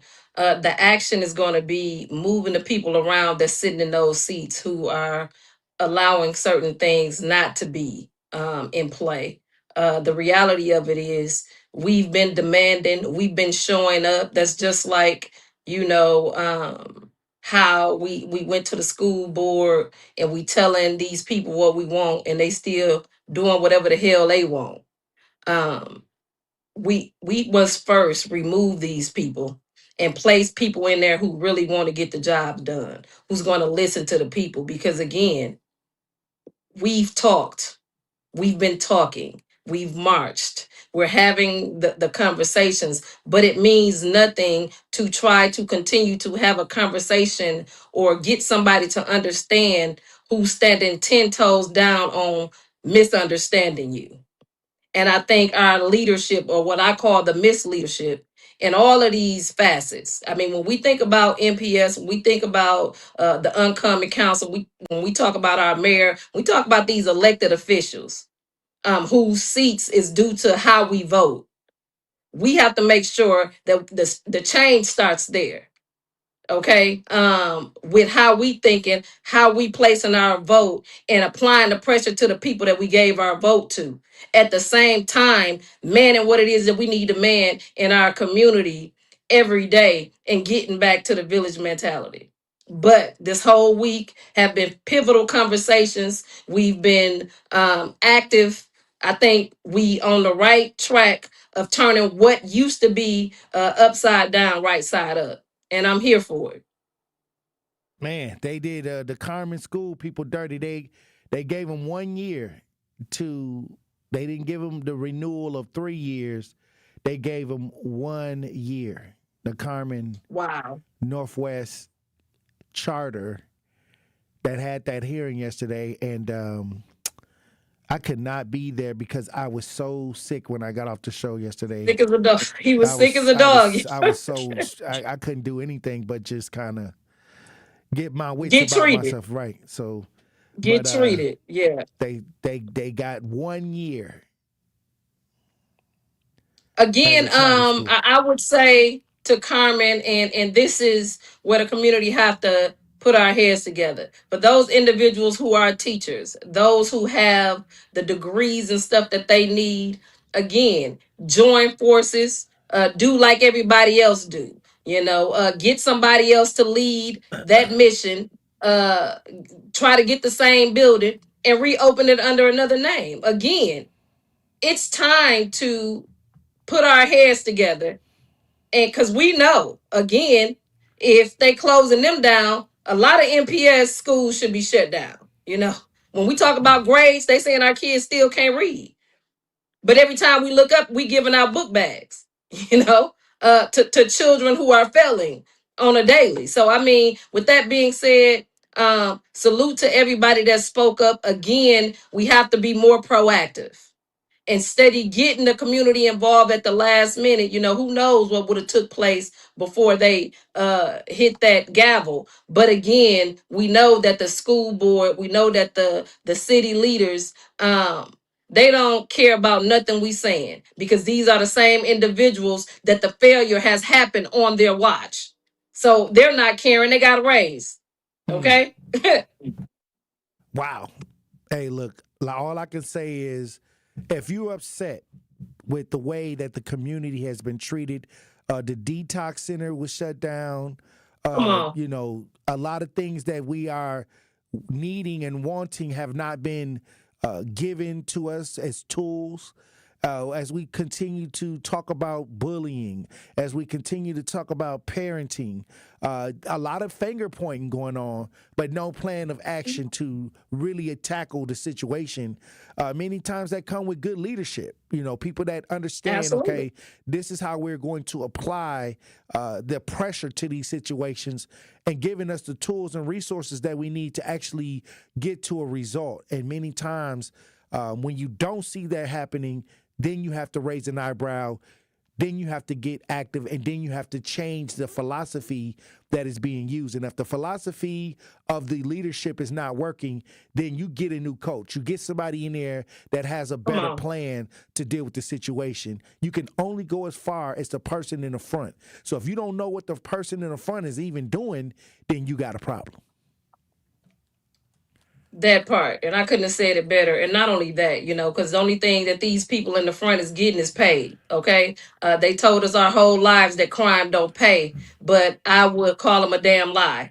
Clearly, it's paying. It's paying well in the city of Milwaukee. Not only is crime is paying, failure is paying, and the taxpayers are being held with the bill. Again, all of the things that's being shut down, no matter what we saying, we got to stop talking and we got to do. We got to remove these individuals who think it's a game, because again, just like our children, they playing in our face too, but the sad reality is what was done yesterday can get done right today. And I think, again, if we move together, if we get active, because everybody want to talk, but don't nobody want to do the work. If you're not going to do the work, you might as well shut up.